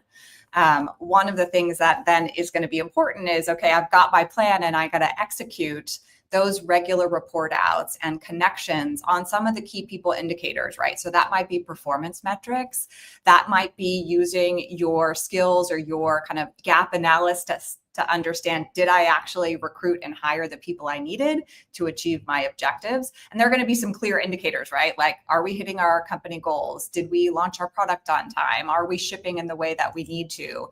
And so it's looking across the spectrum of the business and making sure that the people organization is always really tightly aligned against that plan and that they've communicated clearly how they're supporting the business. So it's both kind of a alignment and accountability practice to ensure that we're hitting our objectives as a people organization. There are going to be lots of things under that, but I'll leave it at that, just as at a high level of what I think about as a talent leader. Thank you so much. That's incredible. And lastly, we do have Yvonne. So what's one capability you're prioritizing today that you believe will still be critical in 2026 and why? Yeah, so I wasn't able to stick to one for this question, but to underline what Malvika said about this agility and change management, like that is something that we are seeing consistently, right? The ability to pivot, the ability to navigate uncertainty, and to be focused on what is both next in terms of long-term and also to adapt to the short term, right? We have the external world is throwing new things at us consistently. And so it's that ability to then have your long-term goal in mind, but be agile and adaptable in the current environment. And it's really challenging. And so I think that we as a firm have understood that this is something that we need to support our people with. You can't just say to people, you have to be better at change, right? Like it doesn't land for them in the right way. And that sort of goes to my second capability, which I think is empathy. I think empathy is what drives so much, right? It's Adriana, what you were talking about in terms of what motivates your team, where does your team want to be in 5 years? It's you tapping into, your empathetic side of putting yourself in their shoes. And so I think there's internal development that way. But for us, for our lawyers who are helping clients navigate uncertainty and crises and things like that, the empathy is also critical, right? Because they need to understand what motivates their clients, how their clients are rewarded so that they can better serve their clients. And so I think, there's a obviously significant fear in the legal industry in terms of what the impact of AI is going to be. But I think it's that empathy, right? Like, yes, we're going to have to be able to deal with agents, but still people want to deal with humans. They don't, want, there's some really critical pieces of advice that they're going to want to get from humans.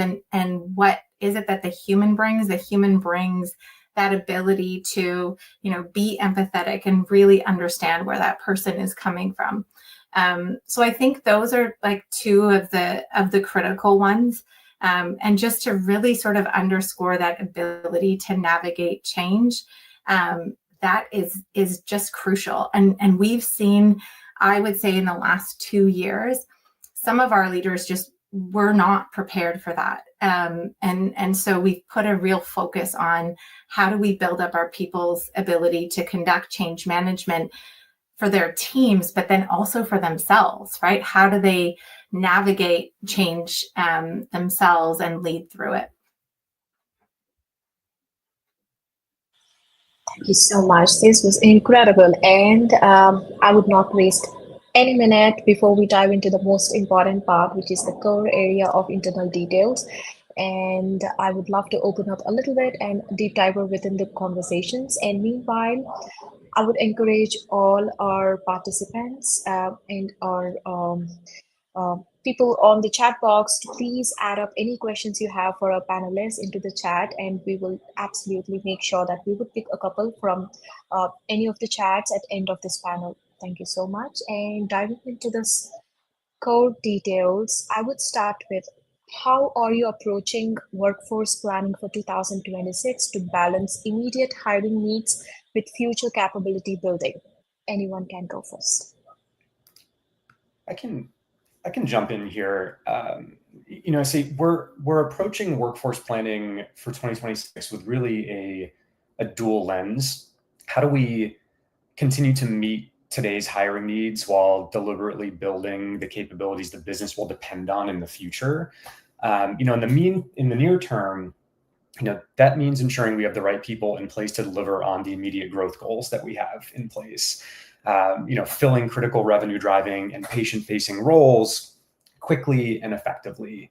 But in parallel, we're designing a longer-term architecture that emphasizes scalable skills, leadership readiness, and adaptability and resiliency. On that note specifically, we're actually going through as an organization right now a fairly comprehensive job architecture overhaul. To help drive deeper insight and consistency in how we measure and career path towards things such as leadership readiness, kind of going into a continued phase of growth. I think, look, all of this requires, from my perspective, tighter integration across HR, the business leader population, and finance. We're using, detailed and predictive modeling to forecast demand, layering in scenario planning for, multiple growth trajectories that, could effectively take place. And then really aligning our hiring plans directly with strategic initiatives, right? We are an OKR kind of objectives-based organization. And so, as has been called out on the panel already, those objectives need to play a huge role in kind of how we think about continuing to grow the organization. By building talent pipelines now for emerging capabilities like digital health innovation, and as we've already called out, AI literacy, advanced clinical leadership, we can really avoid the kind of reactive scramble that comes when market needs shifts, when business goals shift. So this is a very critical focus area for us and our organization going into next year. I want to touch on what Connor just said, and I think this idea of agility is the name of the game. One of the most common themes I'm seeing in my conversations with CEOs and boards, mainly in private equity-backed companies. I don't work so much with public companies, but for most of them, capital efficiency is really top of mind. I think it will continue to be, at least here in the US, until interest rates come down, maybe even a little bit longer, as long as the economic volatility with tariffs, et cetera, continues. And so given this kind of super volatile and ambiguous environment, CEOs and CFOs are looking for solutions that provide maximum flexibility. So as we're thinking about balancing this kind of long-term and short-term, we need to be thinking about if there are urgent needs in the business, are they full-time needs? Do we think about gig workers, fractional leaders, contractors, consultants, even agents to try to solve those needs? So just as you would in a product roadmap, think about build, buy, or bought. I think we need to apply that thinking to our workforce planning. And when it comes to long-term needs, we need to be thinking about it's obviously important to have a long-range plan, but we need to be prepared for scenarios where we don't know what's going to happen. If someone had told us in September of 2022 that we'd be sitting here today, having the conversations we're having, I mean, there's no way any of us were prepared for that. And so it's important to create different scenarios, have different models for demand and supply and skills adjacencies, but also have a plan for how you're going to reskill and upskill your people. So one of the best kind of case studies of this is IKEA. They brought in AI chatbots to take over a lot of the customer service work, as many companies are doing. And so the chatbot took over 47% of customer inquiries successfully. And suddenly they had 8,500 customer service agents that would have been out of work, but they reskilled these individuals to virtual interior design consultant roles. And by reskilling these 8,500 agents, not only did they protect these jobs, but they also created an additional net new revenue stream of $1.4 billion. And so I think it was Adrina that touched on this idea earlier of it's much easier to develop your talent internally than go out and hire, because it's always more expensive, more time consuming, and frankly, it's a gamble to bring people in from the outside versus betting on the people who are already there and have the organizational and the legacy knowledge. So I think we need to be thinking about what are we HR leaders going to do to prepare our workforce and to prepare our leaders for this rapid upskilling and reskilling that's going to be required in the next few years. Yeah, I completely agree with that, Milvika. And I think the other thing that both you and Connor mentioned is the modeling, right? Because we're in an uncertain time, you have to prepare for scenario A, B, and C, and then have consistent checkpoints in your goals and objectives for your strategic workforce plan. Because no longer is it, okay, we've done our planning for 2026 and now we get to sit back and implement that plan. It's an iterative process. You're constantly going back, saying like, are we meeting this objective, or can we meet this objective with the current talent? What is the use case for AI within this workforce? You have to test it out to see if it's actually possible. Like in the legal industry, there's been wild claims made about what AI can possibly do. But when you actually run the pilot, you see that it's here right now. Maybe in 10 years, it'll be able to do this. But right now, it can only do a very small segment of the work. So it's not as though, when I'm talking to my executive team, I'm saying you can't shed 20% of your workforce right now and just flip the AI switch. And I think it's creating that scenario planning, creating some goals, ensuring that your pilots are within those goals too. Like, for example, the IKEA story is such a powerful story. And I think probably in each of our businesses, we have something where, like there's something that, like an assistant, for example, like what could an assistant do? Could they be an operations efficiency expert? Those are the kinds of things that I think you have to start thinking about in terms of your modeling and in terms of how you're going to achieve your strategic objectives. But I also just keep saying, like, it's going to be iterative. It will be a living document that you're going to continue to go back for when you're doing your 2026 planning and throughout 2026. I actually agree with that. Melissa, you go. I'll go after you. No, all good. Yeah, I was just going to kind of tie things together, but so kind of the points that I heard and where I think people teams can really influence is encouraging teams, particularly, like there's so many challenges that Malvika was kind of alluding to, right? Whether it's economic factors or pressure to reduce headcount, as Yoan was saying around, hey, AI. And so I think it's an opportunity for people leaders to really step up and say, here's our talent, here's what they're capable of, here's our learning strategy where we can upskill so that there isn't this knee-jerk reaction to economic pressure to, reduce headcount or whatever it might be. So like helping paint the picture for your executive teams or your leadership teams to say, here's what our talent can do, here's how they're going to align against our goals, and then just be smart about growth, right? So what are the most critical skills? How do I advise around where we should grow, how we should grow, and being thoughtful around it? And that kind of ties all the things together that Connor, Malvika, and Yoan were talking about, and how I think about, like, what role do we play? It's such a huge opportunity to help shape those outcomes. So I promise you, Melissa and I did not talk before this, I promise, but that was the same thing I was thinking of, is that as HR, often as the senior leader in a lot of places, we sit in the intersection of everything. And so we've got to be honest and transparent with what we actually have.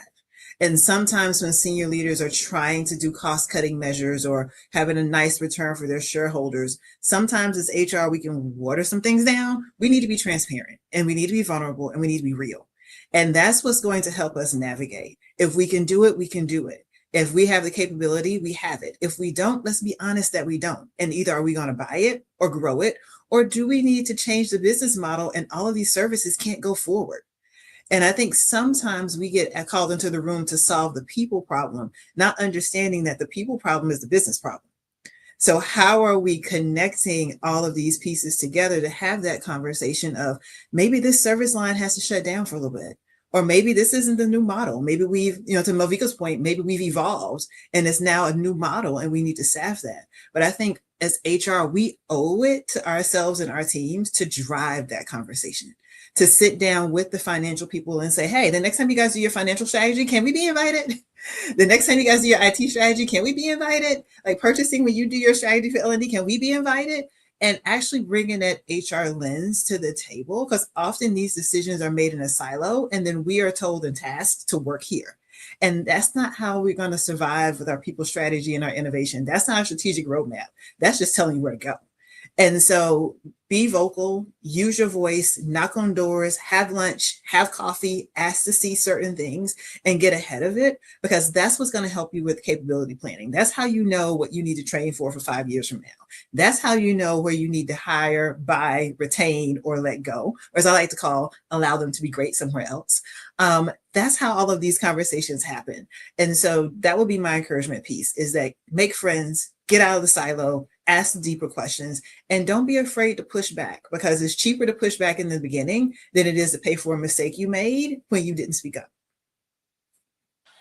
Wow, that was incredible. There are brilliant comments that's coming all your way, panelists. So it's really too good.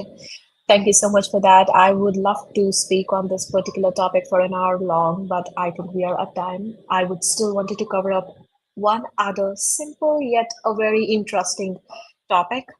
So if you are being given a chance to decide whether to invest in external hires versus developing internal pipelines for critical roles, what would you do? I'm happy to go. So what I can tell you is from some of the case studies I've read, from Unilever to Walmart to PepsiCo, What seems to be the way of the future is AI-powered internal talent marketplaces. And not only because they improve employee experience and they surface opportunities for employees to express interest in terms of career development, but they're also great for business. They help you close capability gaps very, very quickly. And Microsoft has this concept of, instead of the org chart, they encourage people to think about the work chart. So similar to kind of how movie production works, where you have a team of experts that comes together to work on a project, and then they disband when that project is done. And I think increasingly we are moving in this direction because AI is not coming for entire jobs yet. It's coming for skills and tasks. And so my vote would be to prioritize internal pipeline development and then go outside as and when you need it. I'll jump in. I was going to say, for me, it depends, right? Because there's that, what is the next layer down? So if you're going into a new market and you don't have those skills and you have business objectives or financial goals to meet in a short amount of time, right? Then you're going to need to be able to hire some talent. Like Malvika, I would always lean on, who do you have in your company that can help achieve those goals first? And then you have to align to the business priorities and the financial goals and whatever that may be, then make choices around who's on board now. Do we have gaps? Do we need to hire? And so it's really, for me, it always depends on like what are the objectives and the strategy of the business, and how do we meet those objectives through our people and our talent profiles. And there's lots you can do, as all of the panelists have been talking about, to whether it's to upskill or to think about a skills matrix. One of the things that we do at Ampere is we have a talent map, right? So we know what skills are required. We know where all of our global talent is, and thinking about how they fit into our product development strategy. And then as we add new goals, or maybe if there's going to be a new product that the team is thinking about, we align that and say, okay, who's on board that we shift to this new project? Who do we need to hire to fill out the team? So for me, it's always a combo answer. So for me, it is one of those things where I believe that AI is not just a strategy, it's an amplifier. But there's a danger in outsourcing our judgments to our algorithms. So for me, I like to use AI to test it. Like, can this be done? What does this look like? What is the employee experience? What is the patient experience? What is the community experience? And then the blind spots will tell me, is this a person internally, externally? Is this something we source? Or is it something we back up and we start over again? I mean, at the end of the day, for me, tech is great, data is great, but I'm in the people business. We literally save lives every day. Like, that's what we do. And so keeping people there, it helps me understand what needs to be done. And also, I will say, it also is the culture of your organization too. What matters most to your organization? If your organization is very innovative and is tech centric and is data savvy, then AI may be the way to go and run fast with it. If it's people centric and it values internal talent mapping and it values growing their own. And you love to tell the story of my CEO started as a cart attendant 17 years ago. Like, if that's what your company values, then stick to that particular culture as well. I think often in HR, we get in trouble because we think what works for Sneha works for Adrina, works for Melissa, and it doesn't necessarily. There's nothing wrong with honoring the culture you have, but using AI and external talent to augment that. So I would just caution us to not go so far left or so far right. Continue to find what works. We're all working in successful businesses. Continue to figure out what elevates that success. And it's not always one or the other. Sometimes it's an and sometimes that and is the best proposition.